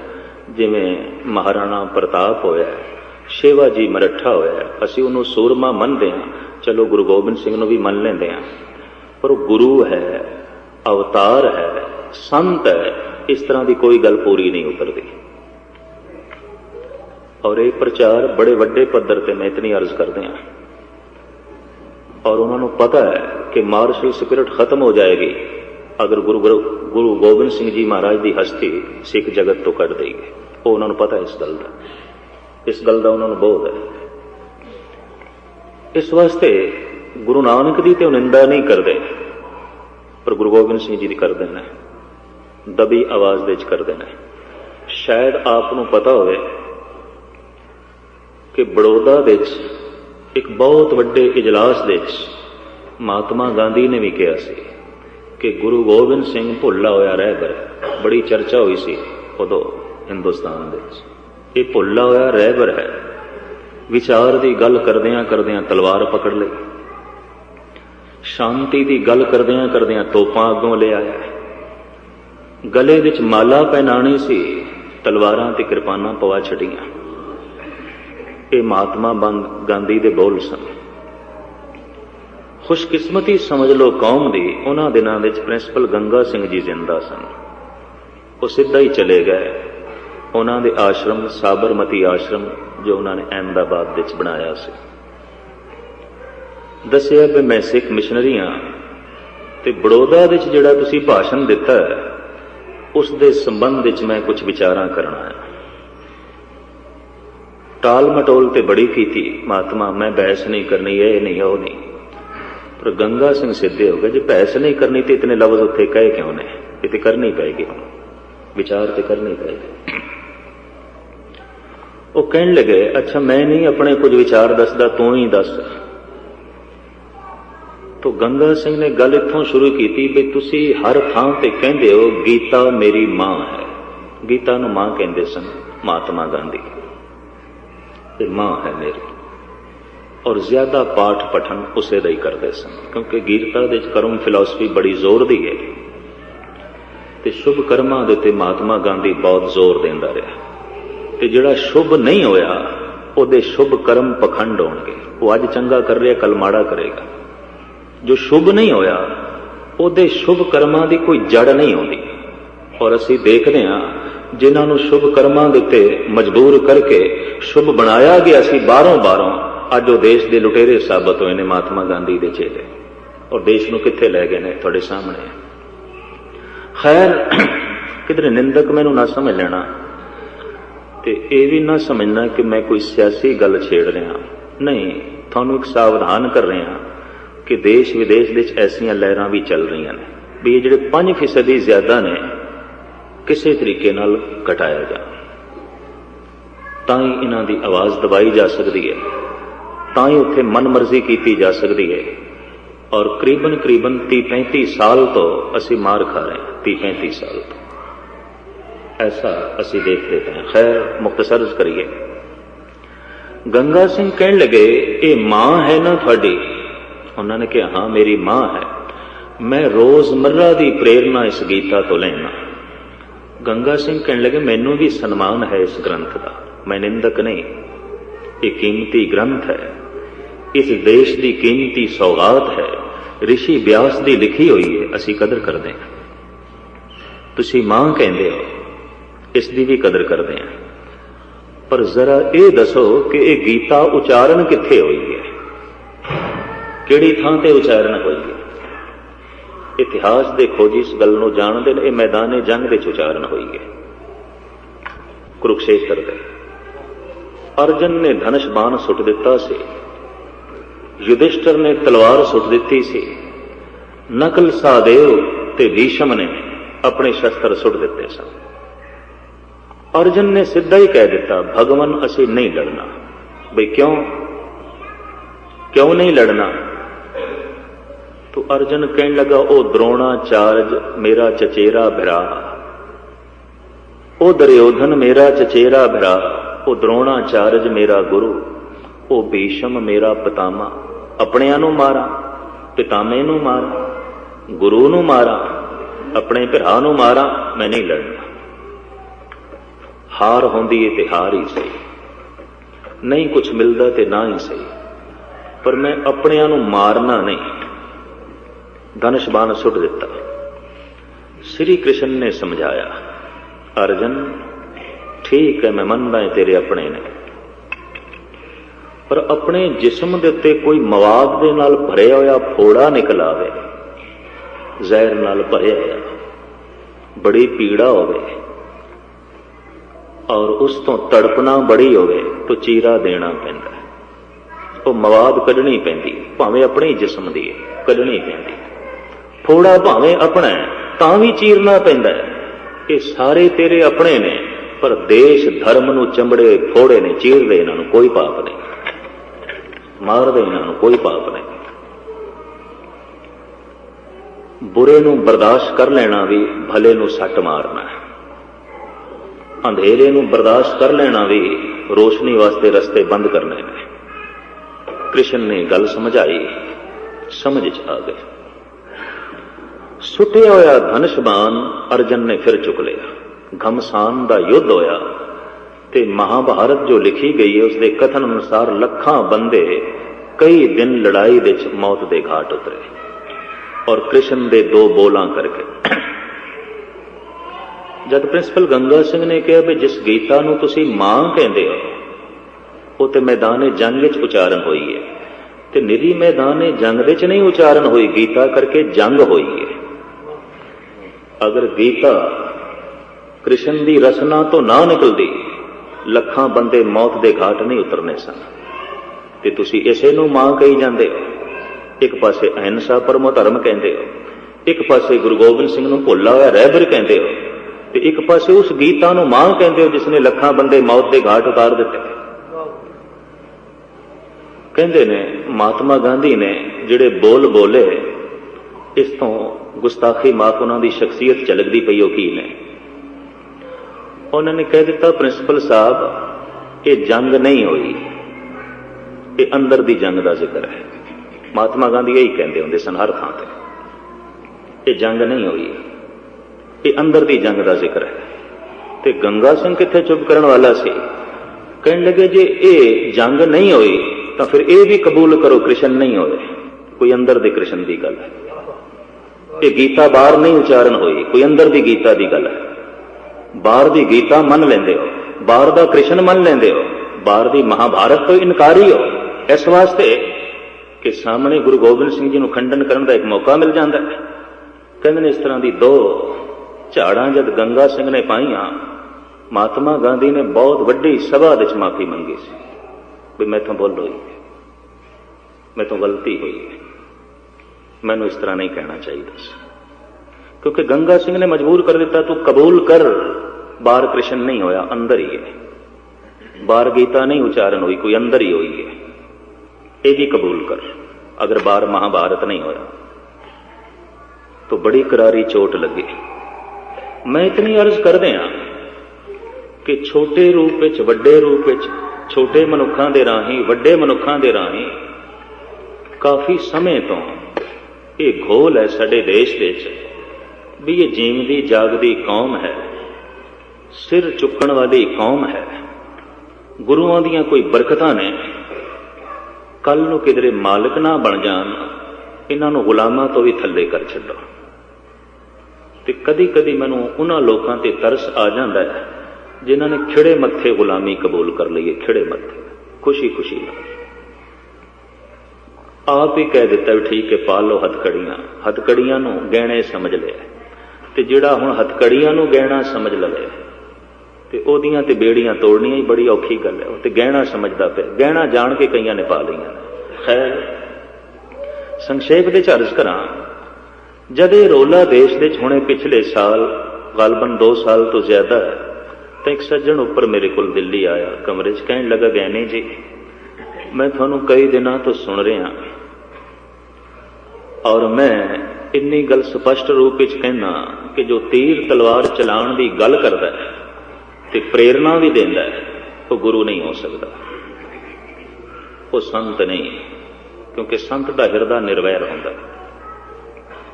ਸੰਤ ਦਾ ਹਿਰਦਾ ਬੜਾ ਕੋਮਲ ਹੁੰਦਾ, ਉਹ ਖੂਨ ਖਰਾਬਾ ਨਹੀਂ ਬਰਦਾਸ਼ਤ ਕਰ ਸਕਦਾ।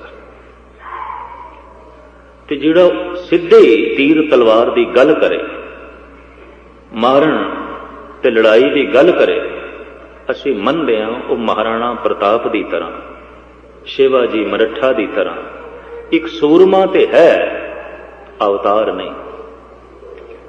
ਦਰਅਸਲ ਉਹ ਮਹਾਰਾਣਾ ਪ੍ਰਤਾਪ ਦਾ ਦਰਜਾ ਵੀ ਦੇਣ ਨੂੰ ਤਿਆਰ ਨਹੀਂ, ਪਰ ਮਜਬੂਰੀ 'ਚ ਇਤਨੀ ਗੱਲ ਕਹਿੰਦੇ ਨੇ ਕਿ ਪਹਿਲੇ ਗੁਰਾਈ ਤੇ ਖੋਲੋ, ਅਵਤਾਰਪਣਾ ਤੇ ਖੋਲੋ, ਪਹਿਲੇ ਤਾਂ ਰਾਜੇ ਦੀ ਬਰਾਬਰੀ ਤੇ ਕਰ ਦਿਓ, ਫਿਰ ਦੇਖਾਂਗੇ ਉਸ ਤੋਂ ਵੀ ਥੱਲੇ ਲਾਉਣ ਦੀ। ਇਸ ਤਰ੍ਹਾਂ ਦੀਆਂ ਵਿਚਾਰਾਂ ਨੇ ਔਰ ਇਹ ਲਿਖਤੀ ਰੂਪ ਵਿੱਚ ਵੀ ਨੇ, ਬੋਲ ਕੇ ਵੀ ਥਾਂ ਥਾਂ ਤੇ।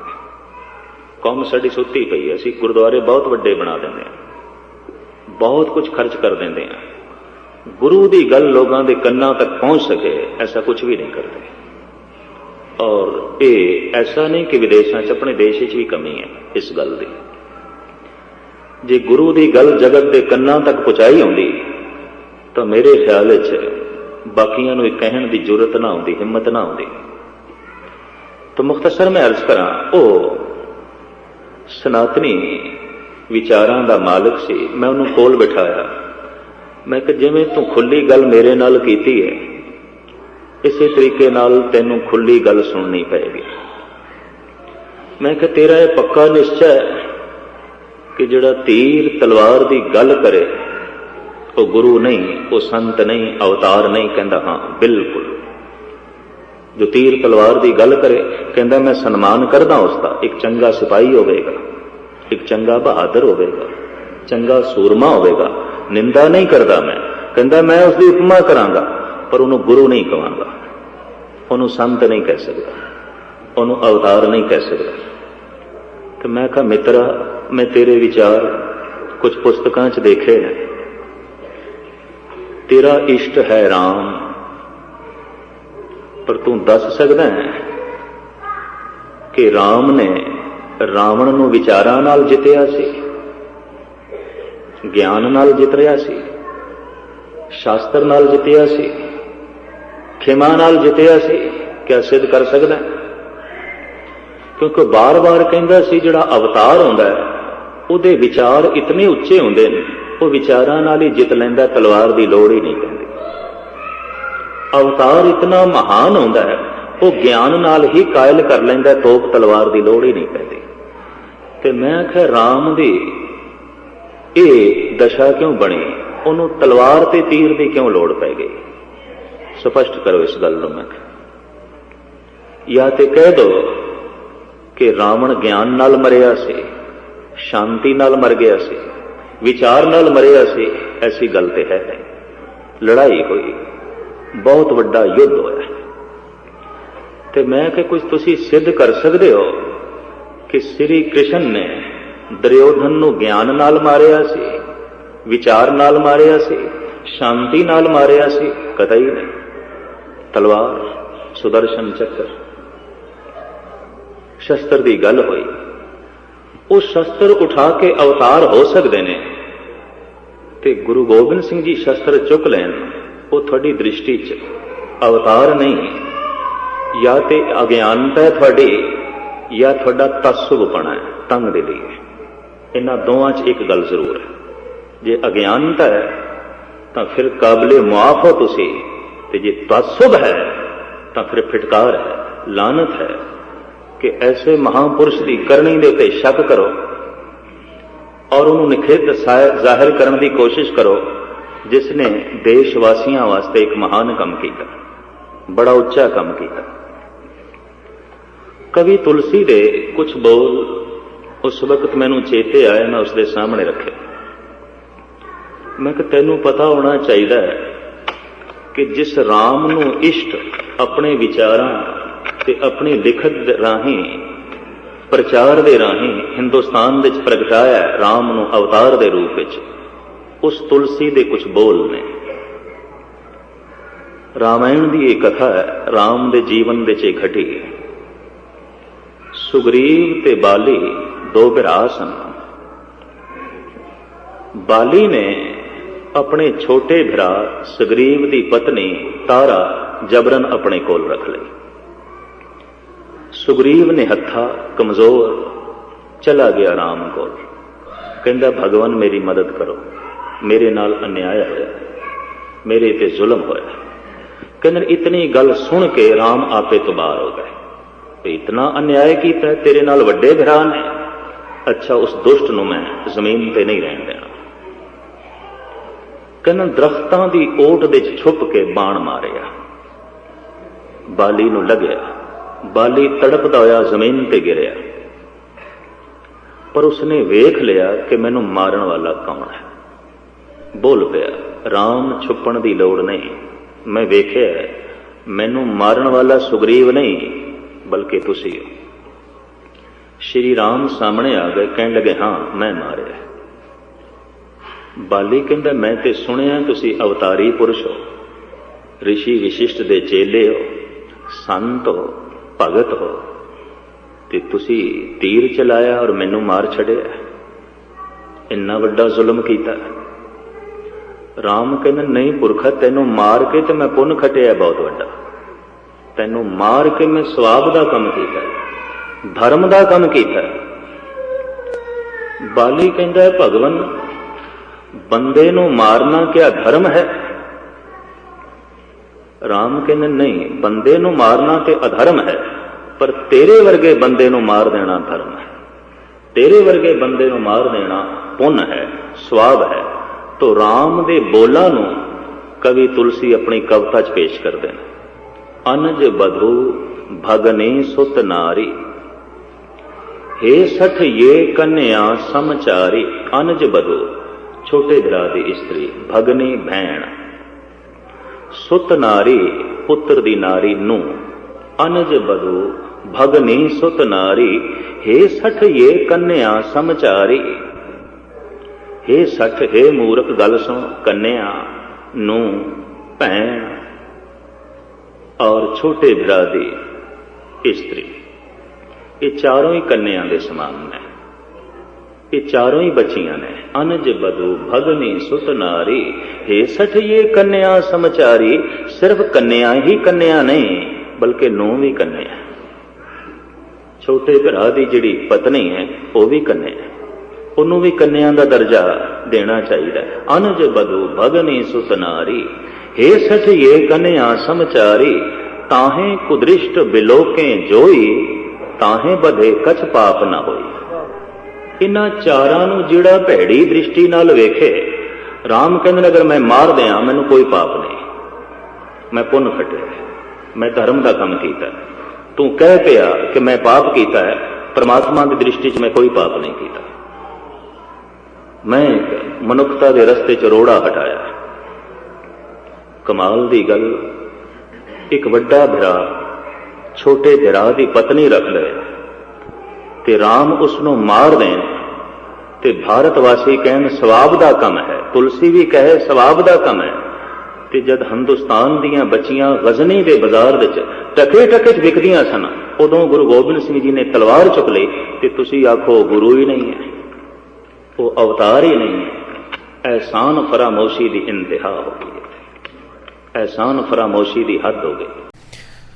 ਪੰਥ ਦੇ ਮਹਾਨ ਕਥਾਵਾਚਕ ਸੰਤ ਸਿੰਘ ਮਸਕੀਨ ਜੀ ਦੇ ਦੁਆਰਾ ਕੀਤੀ ਗਈ ਕਥਾ ਤੁਸੀਂ ਸੁਣੀ ਆ। ਮੈਨੂੰ ਇੱਥੇ ਚੇਤਾ ਆਉਂਦਾ ਵੀ ਮੈਂ ਦੌਲਤ ਰਾਏ ਦੀ ਇੱਕ ਕਿਤਾਬ ਪੜ੍ਹੀ ਸੀ, ਸਾਹਿਬ ਕਮਾਲ ਗੁਰੂ ਗੋਬਿੰਦ ਸਿੰਘ ਜੀ। ਉਹਨੇ ਆਪਣੀ ਕਿਤਾਬ ਦੇ ਵਿੱਚ ਲਿਖਿਆ ਵੀ ਜਿਹੜੇ ਮੈਂ ਕਹਿੰਦੇ ਵੀ ਮੈਂ ਦੇਖਿਆ ਵੀ ਜਿਹੜੇ ਯੁੱਧ ਹੋਏ ਆ 3 ਕਾਰਨਾਂ ਕਰਕੇ ਹੋਏ ਆ, ਜਿੰਨੇ ਅੱਜ ਤਾਈਂ ਯੁੱਧ ਹੋਏ ਆ, ਜਰ, ਜੋਰੂ ਜਾਂ ਜ਼ਮੀਨ ਕਰਕੇ। ਹੁਣ ਕਹਿੰਦੇ ਵੀ ਜਦ ਮੈਂ ਦੇਖਦਾ ਆ ਰਾਮਾਇਣ ਮਹਾਭਾਰਤ, ਇੱਥੇ ਲੜਾਈ ਦਾ ਕਾਰਨ ਕੀ ਸੀ? ਔਰਤ। ਰਾਮਾਇਣ ਵੀ ਤਾਂ ਮਹਾਭਾਰਤ ਵੀ। ਹੋਰ ਯੁੱਧ ਹੋਏ ਆ ਉਹਨਾਂ ਦੇ ਵਿੱਚ ਜਾਂ ਤਾਂ ਜ਼ਮੀਨਾਂ ਦੇ ਝਗੜੇ ਸੀਗੇ, ਜਾਂ ਜੋਰੂ ਦੇ, ਜਾਂ ਪੈਸੇ ਦੇ। ਹੁਣ ਜਦੋਂ ਕਹਿੰਦੇ ਮੈਂ ਗੁਰੂ ਗੋਬਿੰਦ ਸਿੰਘ ਜੀ ਨੂੰ ਦੇਖਦਾ ਆ, ਉੱਥੇ ਆ ਤਿੰਨੇ ਹੀ ਕਾਰਨ ਹੈ ਨਹੀਂ, ਜਰ ਜੋਰੂ ਜ਼ਮੀਨ ਹੈ ਨਹੀਂ। ਹੁਣ ਦੇਖਿਆ ਜਾਵੇ ਤਾਂ ਗੁਰੂ ਗੋਬਿੰਦ ਸਿੰਘ ਜੀ ਐਸਾ ਯੋਧਾ ਸੀ, ਇਤਿਹਾਸ ਦੇ ਵਿੱਚ ਇੱਦਾਂ ਦਾ ਯੋਧਾ ਕਿਤੇ ਨਹੀਂ ਮਿਲਦਾ, ਜਿਹੜਾ ਅਨੰਦਪੁਰ ਸਾਹਿਬ ਜੀ ਦੇ ਸਿੰਘਾਸਨ ਤੇ ਬੈਠਾ ਆ ਤਾਂ ਵੀ ਸ਼ਾਂਤ ਆ। ਮਾਛੀਵਾੜੇ ਦੇ ਜੰਗਲ ਦੇ ਵਿੱਚ ਵੀ ਜੇ ਤੁਰਿਆ ਜਾਂਦਾ ਹੈ ਤਾਂ ਸ਼ਾਂਤ ਆ। ਸਰਸਾ ਨਦੀ ਤੇ ਮਾਤਾ ਨਾਲ ਤਾਂ ਦੋ ਛੋਟੇ ਸਾਹਿਬਜ਼ਾਦਿਆਂ ਨਾਲ ਵਿਛੋੜਾ ਪੈਂਦਾ ਆ, ਫਿਰ ਵੀ ਸ਼ਾਂਤ ਆ। ਚਮਕੌਰ ਦੀ ਗੜੀ ਤੇ ਦੋ ਬੜੇ ਸਾਹਿਬਜ਼ਾਦੇ ਸ਼ਹੀਦ ਹੁੰਦੇ ਆ, ਫਿਰ ਵੀ ਸ਼ਾਂਤ ਆ। ਪਿਤਾ ਧਰਮ ਤਾਂ ਸੱਚ ਦੀ ਖਾਤਰ ਸ਼ਹੀਦ ਹੁੰਦਾ ਆ, ਫਿਰ ਵੀ ਸ਼ਾਂਤ ਆ। ਕੋਈ ਬਦਲੇ ਦੀ ਭਾਵਨਾ ਨਹੀਂ, ਸਿਰਫ ਧਰਮ ਯੁੱਧ, ਸੱਚ ਦਾ ਯੁੱਧ, ਜਿਹੜਾ ਜ਼ੁਲਮ ਦੇ ਖਿਲਾਫ ਲੜਨਾ, ਉਹੀ ਉਹਨਾਂ ਦੇ ਵਿੱਚ ਚਾਅ ਆ। ਔਰ ਉਹ ਕਿੱਥੋਂ ਪ੍ਰਗਟ ਹੁੰਦਾ? ਸ਼ਾਂਤੀ ਚੋਂ। ਜਿਹੜੇ ਲੋਕ ਆ ਕਹਿੰਦੇ ਵੀ ਗੁਰੂ ਗੋਬਿੰਦ ਸਿੰਘ ਜੀ ਲੜਾਕੇ ਸੀ, ਤੋਪ ਤਲਵਾਰ ਦੀ ਸਿਰਫ ਗੱਲ ਕਰਦੇ ਸੀ, ਗਲਤ ਹੈ। ਸ਼ਾਂਤ, ਜਿੰਨਾ ਸ਼ਾਂਤ ਰਿਦਾ ਉਹਨਾਂ ਦਾ ਸੀ, ਡੂੰਘਾਈ ਦੇ ਵਿੱਚ ਜਾ ਕੇ ਦੇਖੋ ਜਿੰਨੀ ਸ਼ਾਂਤੀ ਉਹਨਾਂ ਦੇ ਮਨ 'ਚ ਸੀਗੀ, ਮੈਨੂੰ ਨਹੀਂ ਲੱਗਦਾ ਹੋਰ ਕਿਸੇ ਮਹਾਂਪੁਰਖ ਦੇ ਹੋਣੀ ਆ ਇੰਨੀ ਸ਼ਾਂਤੀ। ਉਹਦੇ ਜਿਹੜਾ ਵੀਰ ਰਸ ਪੈਦਾ ਹੋਇਆ ਸ਼ਾਂਤੀ ਦੇ ਵਿੱਚੋਂ, ਉਹਨੇ ਆ ਸਾਰੇ ਕੰਮ ਕਰਾਏ ਆ। ਭਾਈ ਸਾਹਿਬ ਜੀ ਬਿਲਕੁਲ ਤੁਹਾਡੀ ਗੱਲ ਠੀਕ ਹੈ ਗੁਰਦੀਪ ਸਿੰਘ ਜੀ। ਮੈਂ ਹੁਣ ਇੱਕ ਸਾਗਰ ਆ, ਉਹਦੇ ਵਿੱਚ ਲਹਿਰਾਂ ਨੇ, ਛੱਲਾਂ ਨੇ, ਪਰ ਉਹ ਜਿੰਨੀ ਸਾਗਰ ਦੇ ਉੱਪਰ ਬਾਹਰਲੀ ਜਿਹੜੀ ਬਰੂਨੀ ਹਲਚਲ ਆ, ਲੇਕਿਨ ਉਹਦੀ ਡੂੰਘਾਈ ਵਿੱਚ ਜਾਓ, ਗਹਿਰਾਈ ਵਿੱਚ ਜਾਓ ਤੇ ਇੱਕ ਮਹਾਨ ਸ਼ਾਂਤੀ ਆ। ਇਸੇ ਤਰ੍ਹਾਂ ਹੀ ਜਿਹੜੀ ਗੁਰੂ ਗੋਬਿੰਦ ਸਿੰਘ ਜੀ ਦਾ ਜੀਵਨ ਆ, ਜਿਹੜੀ ਕ੍ਰਾਂਤੀ ਆ, ਜਿਹੜੀ ਕ੍ਰਾਂਤੀ ਦੀ ਹਲਚਲ ਆ, ਉਹ ਇੱਕ ਮਹਾਨ ਸ਼ਾਂਤੀ ਤੇ ਖੜੀ ਆ। ਹਾਂਜੀ, ਤਾਂ ਹੁਣ ਆਪਾਂ ਗੁਰੂ ਗੋਬਿੰਦ ਸਿੰਘ ਜੀ ਦੇ ਦੂਜੇ ਪਹਿਲੂ ਤੇ ਗੱਲ ਕਰ ਲਈਏ, ਸਾਹਿਤ ਕਲਾ। ਹੁਣ ਗੁਰੂ ਗੋਬਿੰਦ ਸਿੰਘ ਜੀ ਤਲਵਾਰ ਦੇ ਤਾਂ ਧਨੀ ਸੀਗੇ, ਕਲਮ ਦੇ ਕਿੰਨੇ ਧਨੀ ਸੀਗੇ? ਆਪ ਮਾੜਾ ਜਿਹਾ ਕਲਮ ਦੇ ਧਨੀ ਵੀ ਜਿੰਨਾ ਲੋਹਾ ਉਹਨਾਂ ਦਾ, ਦੁਨੀਆ ਦੇ ਜਿਹੜੇ ਸਿਆਣੇ ਬੰਦੇ ਨੇ ਉਹਨਾਂ ਦੀ ਤਲਵਾਰ ਦਾ ਮੰਨਦੇ ਨੇ ਕਿ ਜਿੰਨੀ ਮਹਾਰਤ ਸੀ ਉਹਨਾਂ ਨੂੰ, ਉਤਨੀ ਹੀ ਤੇਜ਼ ਉਹਨਾਂ ਦੀ ਕਲਮ ਦੀ ਧਾਰ ਵੀ ਸੀ, ਕਲਮ ਦੇ ਧਨੀ ਵੀ ਸੀ। ਮੈਨੂੰ ਕਈ ਵਾਰੀ ਮੈਂ ਸੋਚਦਾ ਹੁੰਦਾ ਵੀ ਸਾਰਾ ਸਿੱਖ ਜਾਗਤ ਅਸੀਂ ਉਹਨਾਂ ਨੂੰ ਕਲਮ ਦੇ ਧਨੀ, ਤਲਵਾਰ ਦੇ ਧਨੀ, ਹਰ ਤਰ੍ਹਾਂ ਦੇ ਵਿਸ਼ੇਸ਼ਤਾਈਆਂ ਦੇ ਨਾਲ ਯਾਦ ਕਰਦੇ ਹਾਂ, ਪਰ ਸਾਡੇ 'ਚ ਇੱਕ ਫਿਰਕਾ ਹੈ ਉਹਨਾਂ ਦੇ ਕਲਮ ਦੇ ਧਨੀ ਹੋਣ ਤੋਂ ਇਨਕਾਰੀ ਹੋਇਆ ਬੈਠਾ ਵੀ ਉਹਨੂੰ ਲਿਖਿਆ ਹੀ ਕੁਛ ਨਹੀਂ।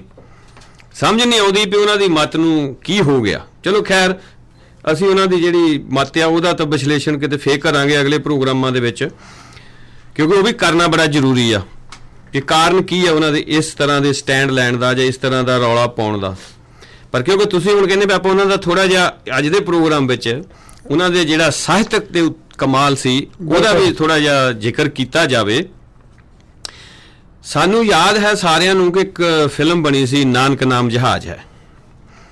ਉਹਦੇ ਵਿੱਚ 10ਵੇਂ ਗ੍ਰੰਥ ਦੇ ਵਿੱਚੋਂ ਇੱਕ ਸ਼ਬਦ ਬੜਾ ਹੀ ਪਿਆਰਾ ਜਿਹੜਾ ਸੀ ਉਹ ਪੜ੍ਹਿਆ ਗਿਆ, ਹੋਰ ਵੀ ਸ਼ਬਦ ਪੜ੍ਹੇ ਗਏ ਬਹੁਤ, ਲੇਕਿਨ ਮੈਂ ਕਿਉਂਕਿ ਉਹ 10ਵੇਂ ਗ੍ਰੰਥ ਵਿੱਚੋਂ ਗੁਰੂ ਗੋਬਿੰਦ ਸਿੰਘ ਜੀ ਮਹਾਰਾਜ ਦੀ ਕਲਮ 'ਚੋਂ ਨਿਕਲਿਆ ਸੀ, ਇਸ ਕਰਕੇ ਉਹਦਾ ਮੈਂ ਹੁਣ ਇਸ ਵੇਲੇ ਜ਼ਿਕਰ ਕਰਨਾ ਜ਼ਰੂਰੀ ਸਮਝਦਾ।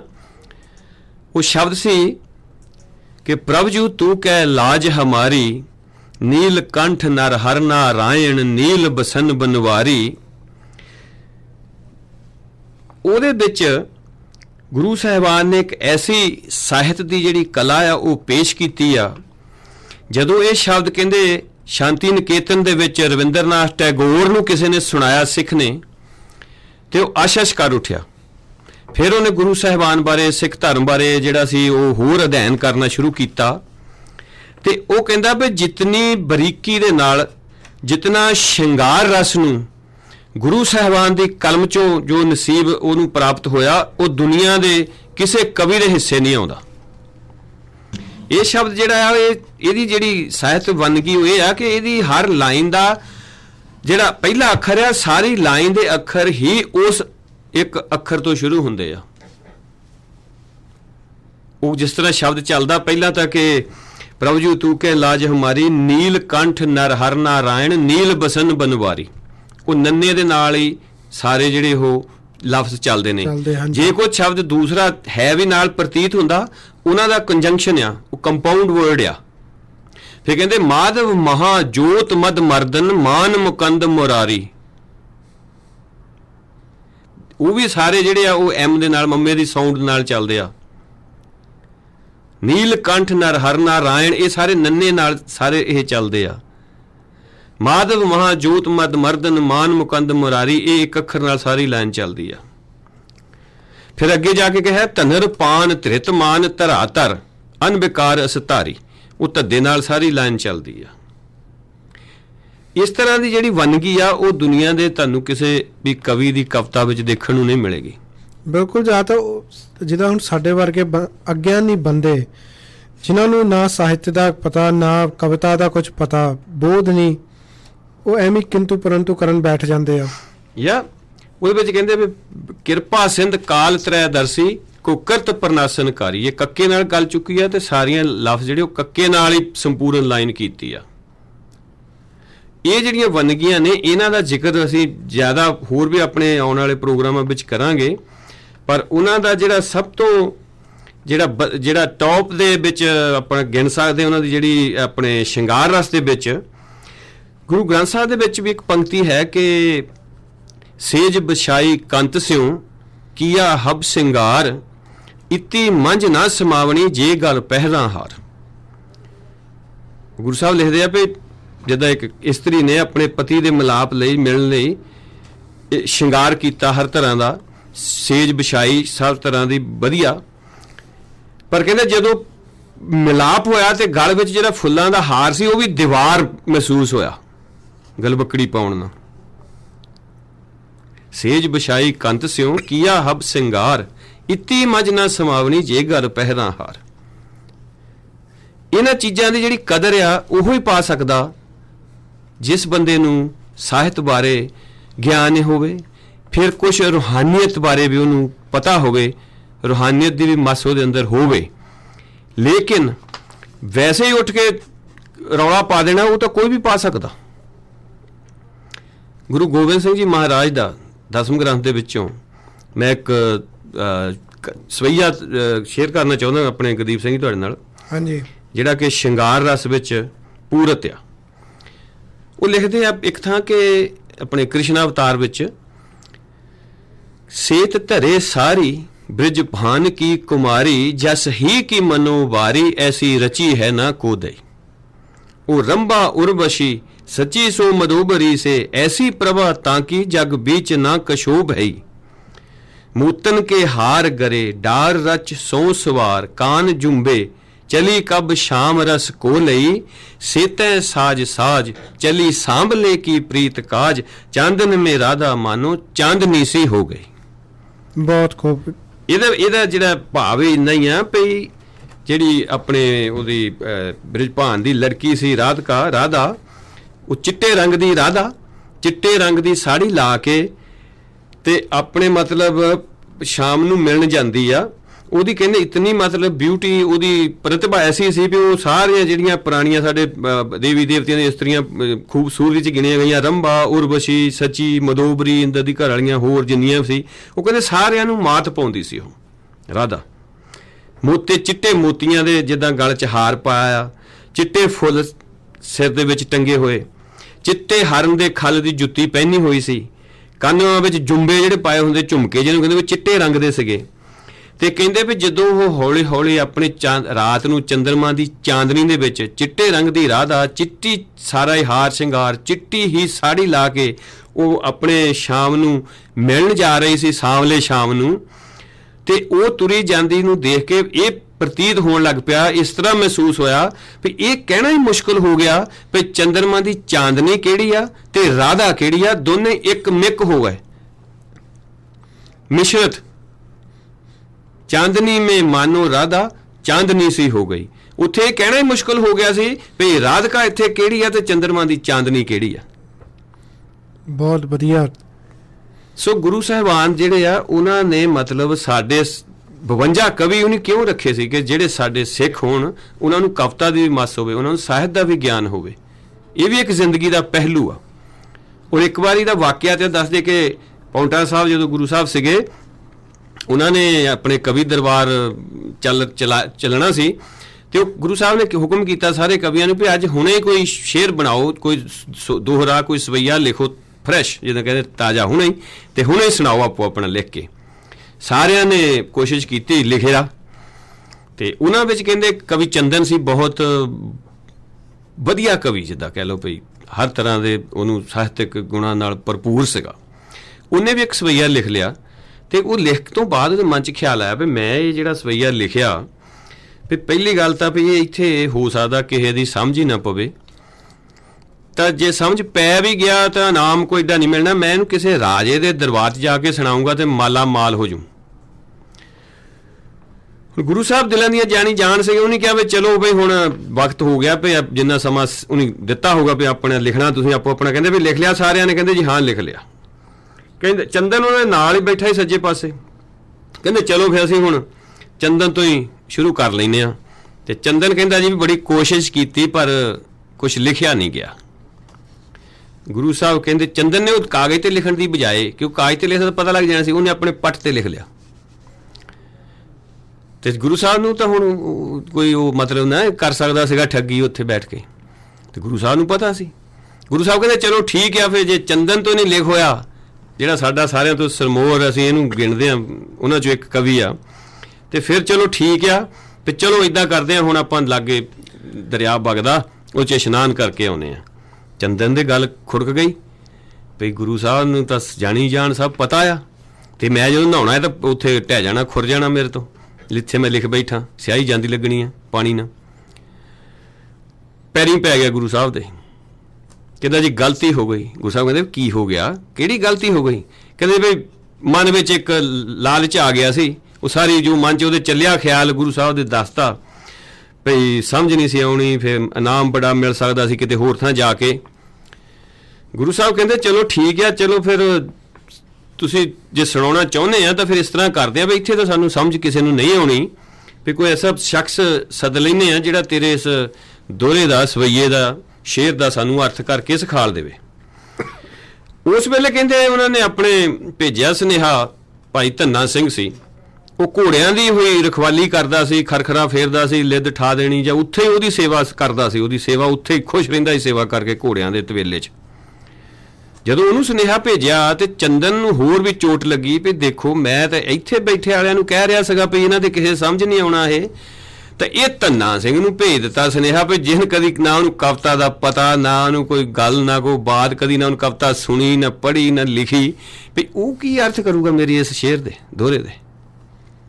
ਚਲੋ ਜੀ ਧੰਨਾ ਸਿੰਘ ਨੂੰ ਜਦੋਂ ਖਬਰ ਮਿਲੀ, ਉਹਨੂੰ ਤਾਂ ਚਾਅ ਚੜ੍ਹ ਗਿਆ, ਮੈਨੂੰ ਗੁਰੂ ਸਾਹਿਬ ਨੇ ਸੱਦਿਆ, ਉਹਦਾ ਪੱਗ ਲਪੇਟਦਾ ਜਿੱਦਾਂ ਹੁਣ ਉਹ ਕਹਾਣੀ ਬਣਾਈ ਹੋਆ, ਤੇ ਉਖੜਦਾ ਖਿੜਦਾ ਦੌੜਾ ਆ ਕੇ ਗੁਰੂ ਸਾਹਿਬ ਦੇ ਹਾਜ਼ਰ ਹੋਇਆ।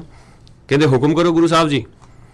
ਗੁਰੂ ਸਾਹਿਬ ਕਹਿੰਦੇ ਵੀ ਧੰਨਾ ਸਿੰਘ ਗੱਲ ਇਹ ਆ ਵੀ ਚੰਦਨ ਨੇ ਇੱਕ ਬਹੁਤ ਵਧੀਆ ਕਵਿਤਾ ਲਿਖੀ ਆ, ਸਵਈਆ ਲਿਖਿਆ, ਤੇ ਅਸੀਂ ਚਾਹੁੰਦੇ ਹਾਂ ਵੀ ਇੱਥੇ ਸਾਡੇ ਇਹਦੇ ਖਿਆਲ ਆ ਕਿ ਕਿਸੇ ਦੇ ਸ਼ਾਇਦ ਸਮਝ ਨਾ ਆਵੇ, ਤੇ ਤੁਸੀਂ ਉਹਦੇ ਅਰਥ ਕਰਕੇ ਸਾਨੂੰ ਸਾਰਿਆਂ ਨੂੰ ਸੰਗਤਾਂ 'ਚ ਸਮਝਾਓ।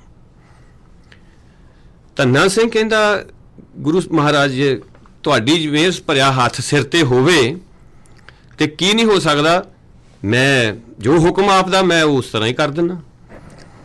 ਤੇ ਧੰਨਾ ਸਿੰਘ ਕਹਿੰਦਾ ਚੰਦਨ ਨੂੰ ਵੀ ਚੰਦਨ ਸੁਣਾ ਵੀ ਜੋ ਤੂੰ ਲਿਖਿਆ, ਤੇ ਮੈਂ ਉਸਦੇ ਅਰਥ ਕਰਾਂਗਾ।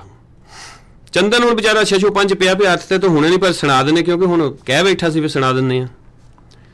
ਚੰਦਨ ਨੇ ਆਪਣਾ ਜਿਹੜਾ ਉਹ ਕਲਾਮ ਪੇਸ਼ ਕੀਤਾ, ਉਹ ਜੋ ਦਰਜ ਹੈ ਹਿਸਟਰੀ ਵਿੱਚ, ਉਹ ਇਹ ਸੀ, ਇਹ ਅਸਵਈਆ ਕਿ 9 7 ਧੀਏ 9 7 ਕੀਏ 9 7 ਪੀਏ 9 7 ਪਿਆਏ 9 7 ਰਚੇ 9 7 ਬਦੇ 9 7 ਪੀਆ ਪਰ ਦਾਇਕ ਪਾਏ जीत कला नौ सातन की 9 सातन के मुख अंचर छाए मानो मेघ के मंडल में कवि चंदन चंद कलेवर छाए। हुण चंदन कह की रहा, धन्ना सिंह ने सुन लिया। धन्ना सिंह जदों चंदर दा वो मुक्या गल, धन्ना सिंह हुणी गरज के बोले, कहते सुन धन्ना सिंह अर्थ बखाना, ती खोड़स बरखन बेबाना, तन खोड़स सिंगार सहायो, खोड़स मासन में पिया आयो, खोड़स घर को चौपड़ रचियो, खोड़स दाए लाए सुख मचियो, सोई प्यारो खोड़स लायो, खोड़स की बाजी जै पायो, खोड़स कला चंद मुख जोई, हार परी त्रिया शहादत सोई। ਧੰਨਾ ਸਿੰਘ ਕਹਿੰਦੇ ਵੀ ਚੰਦਨ ਠੀਕ ਆ, ਤੇਰੇ ਅਰਥ ਇਹੀ ਤੂੰ ਕੁਝ ਕਿਹਾ। ਚੰਦਨ ਦਾ ਸਿਰ ਝੁਕ ਗਿਆ, ਕਿਉਂਕਿ ਇਹ ਬ੍ਰਿਜ ਭਾਸ਼ਾ ਥੋੜਾ ਜਿਹਾ ਵੰਨਗੀ ਮਾਤਰ, ਥੋੜਾ ਇਹਦੀ ਐਕਸਪਲੇਨੇਸ਼ਨ ਵੀ ਜ਼ਰੂਰੀ ਹੈ ਤਾਂ ਕਿ ਸਰੋਤਿਆਂ ਨੂੰ ਸਾਰਾ ਪਤਾ ਲੱਗ ਜਾਵੇ ਗੱਲ ਕੀ ਸੀ। ਹਾਂਜੀ। ਚੰਦਨ ਜਦੋਂ ਕਹਿ ਰਿਹਾ ਨਾ ਵੀ 9 7 ਤੀਏ 9 7 ਕੀਏ 9 7 ਪੀਏ 9 7 ਪਿਆਏ, 9 7 9 7 ਉਹਦੇ ਸਾਰੀ ਹਰੇਕ ਲਾਈਨ 'ਚ ਚੱਲਦੀ ਆ। 9 7 ਦਾ ਮਤਲਬ 9 ਤੇ 7 16, ਤੀਏ ਮਤਲਬ ਇੱਕ ਇਸਤਰੀ, ਇੱਕ 16 ਸਾਲਾਂ ਦੀ ਇਸਤਰੀ। 9 7 ਕੀਏ 16 ਸ਼ਿੰਗਾਰ ਉਹਨੇ ਕੀਤੇ ਹੋਏ, 9 7 ਪੀਏ ਤੇ 9 ਤੇ 7 16 ਸਾਲ ਦਾ ਹੀ ਉਹਦਾ ਪਤੀ ਸੀਗਾ।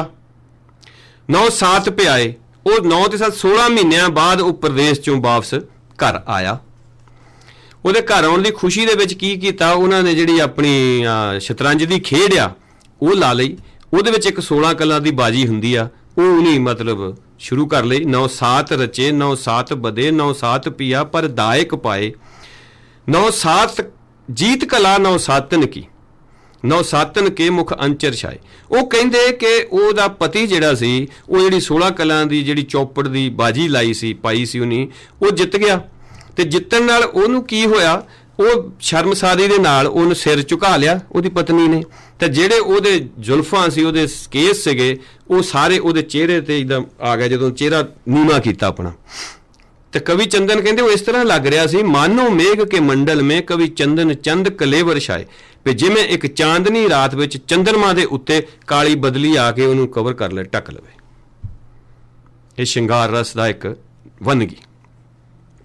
ਇਹਦੇ ਜਵਾਬ ਵਿੱਚ ਧੰਨਾ ਸਿੰਘ ਕਹਿ ਰਿਹਾ ਵੀ ਸੁਣ ਧੰਨਾ ਸਿੰਘ ਅਰਥ ਬਖਾਨਾ, ਤੀ ਖੋੜਸ ਬਰਖਨ ਬੇਵਾਨਾ। ਉਹ ਕਹਿੰਦਾ 9 7 ਤੀਏ, ਧੰਨਾ ਸਿੰਘ ਕਹਿ ਰਿਹਾ ਖੋੜਸ ਬਰਖਨ ਬੇਵਾਨਾ। ਖੋੜਸ ਖੱਟ 10 10 ਤੇ 6 16, ਬਰਖਨ ਬੇਵਾਨਾ 16 ਬਰਿਆਂ ਦੀ ਇੱਕ ਇਸਤਰੀ ਆ। ਉਹਦੇ ਤੇ ਫਿਰ ਕਹਿੰਦਾ ਅੱਗੇ ਚੱਲ ਕੇ ਜਿੱਦਾਂ ਜਿੱਦਾਂ ਉਹਨੇ ਕਿਹਾ, ਕਹਿੰਦਾ ਤਨ ਖੋੜਸ ਸਿੰਗਾਰ ਸੁਹਾਇਓ, 16 ਸਿੰਗਾਰ ਕੀਤੇ ਹੋਏ ਸੀ। ਖੋੜਸ ਮਾਸਨ ਮੇ ਪੀਆ ਆਇਓ, ਵੀ 16 ਸਾਲ ਬਾਅਦ ਉਹਦਾ 16 ਮਹੀਨਿਆਂ ਬਾਅਦ ਹੀ ਉਹਦਾ ਪਤੀ ਜਿਹੜਾ ਸੀ ਉਹ ਘਰ ਵਾਪਸ ਆਇਆ। ਕਿਉਂਕਿ ਧੰਨਾ ਸਿੰਘ ਉਹ ਦੂਜਾ ਚੰਦਨ ਵੀ ਇਹ ਕਹਿ ਰਿਹਾ ਨਾ ਵੀ 9 7 ਤੀਏ 9 7 ਕੀਏ 9 7 ਪੀਏ 9 7 ਪਿਆਏ। ਇਹਦਾ ਧੰਨਾ ਸਿੰਘ ਨੇ ਉਹਨੂੰ ਕਿਹਾ ਕਿ ਸੁਣ ਧੰਨਾ ਸਿੰਘ ਅਰਥ ਬਖਾਨਾ, ਤੀ ਖੋੜਸ ਬਰਖਨ ਬੇਵਾਨਾ, ਤਨ ਖੋੜਸ ਸਿੰਗਾਰ ਸਹਾਇਓ, ਖੋੜਸ ਮਾਸਨ ਮੇ ਪੀਆ ਆਇਓ। ਅੱਗੇ ਹੁਣ ਉਹ 16 ਕਲਾਂ ਦੀ ਜਿਹੜੀ ਚੌਪੜ ਦੀ ਬਾਜੀ ਆ ਉਹਦੀ ਗੱਲ ਚੱਲਦੀ ਆ। ਖੋੜ ਉਹ 9 7 ਲਫ਼ਜ਼ ਵਰਤ ਰਿਹਾ 16 ਲਈ, ਤੇ ਧੰਨਾ ਸਿੰਘ ਖੋੜਸ ਵਰਤ ਰਿਹਾ ਖੱਟ 10।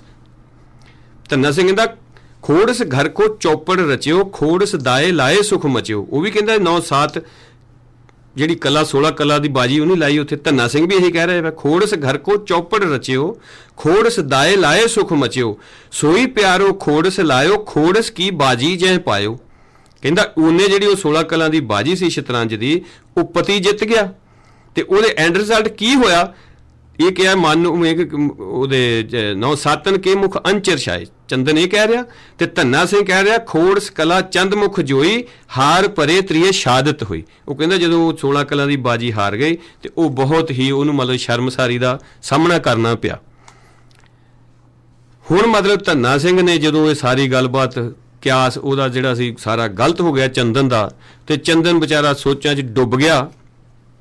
ਫਿਰ ਧੰਨਾ ਸਿੰਘ ਕਰ ਚੁੱਕਿਆ, ਫੇਰ ਉੱਠ, ਫੇਰ ਮਾਰੀ ਲਲਕਾਰ ਧੰਨਾ ਸਿੰਘ ਨੇ। ਹੁਣ ਵਾਹਿਗੁਰੂ ਦੀ ਮਿਹਰ ਆ, ਅਕਾਲਪੁਰਖ ਵਾਹਿਗੁਰੂ ਦੀ ਮਿਹਰ ਸਦਕਾ ਗੁਰੂ ਗੋਬਿੰਦ ਸਿੰਘ ਜੀ ਮਹਾਰਾਜ ਦਾ ਸਿਰ ਮੇਰੇ ਹੱਥ ਤੇ ਆ। ਤੂੰ ਚੰਦਨ ਕਵਿਤਾ ਲਿਖੀ, ਮੇਰੇ ਉਹਨਾਂ ਦੇ ਮਤਲਬ ਮੇਰੇ ਕਹਿੰਦਾ ਵੀ ਉਹਨਾਂ ਦਾ ਮਿਹਰ ਭਰਿਆ ਹੱਥ ਚੰਦਨ ਦੇ ਆਪਣੇ ਧੰਨਾ ਸਿੰਘ ਦੇ ਸਿਰ ਤੇ। ਤੇ ਧੰਨਾ ਸਿੰਘ ਫਿਰ ਬੋਲ ਉੱਠਿਆ ਵੀ ਚੰਦਨ ਤੇਰੀ ਕਵਿਤਾ ਸੁਣ ਲਈ ਆ, ਤੇਰੀ ਕਵਿਤਾ ਦੇ ਅਰਥ ਤੈਨੂੰ ਸੁਣਾਤੇ ਆ। ਹੁਣ ਗੁਰੂ ਗੋਬਿੰਦ ਸਿੰਘ ਜੀ ਮਿਹਰ ਸਦਕਾ ਮੇਰੇ ਅੰਦਰ ਇੱਕ ਕਵਿਤਾ ਫੁੱਟੀ ਆ, ਮੈਂ ਚਾਹੁੰਦਾ ਵੀ ਇਹਦੇ ਅਰਥ ਹੁਣ ਤੂੰ ਕਰ। ਚੰਦਨ ਤਾਂ ਪੈਰਾਂ ਥੱਲੇ ਮਿੱਟੀ ਨਿਕਲ ਗਈ ਉਹਦੇ। ਚੰਦਨ ਕਹਿੰਦਾ ਵੀ ਚਲੋ ਸੁਣਾਓ ਹੁਣ, ਕਰ ਵੀ ਕੀ ਸਕਦਾ ਸੀ। ਧੰਨਾ ਸਿੰਘ ਕਹਿੰਦਾ ਮੀਨ ਮਰੇ ਜਲ ਕੇ ਪਰਸੇ, ਕਬਹੂ ਨ ਮਰੇ ਪਰ ਪਾਵਕ ਪਾਏ, ਹਾਥੀ ਮਰੇ ਮਦ ਕੇ ਪਰਸੇ, ਕਬਹੂ ਨ ਮਰੇ ਤਨ ਤਾਪ ਕੇ ਆਏ, सिंह मरे जब मांस मिले, कबहू न मरे जब हाथ न आए, गूढ़ में बात कही द्विजराज, विचार सके न बिना चित लाए।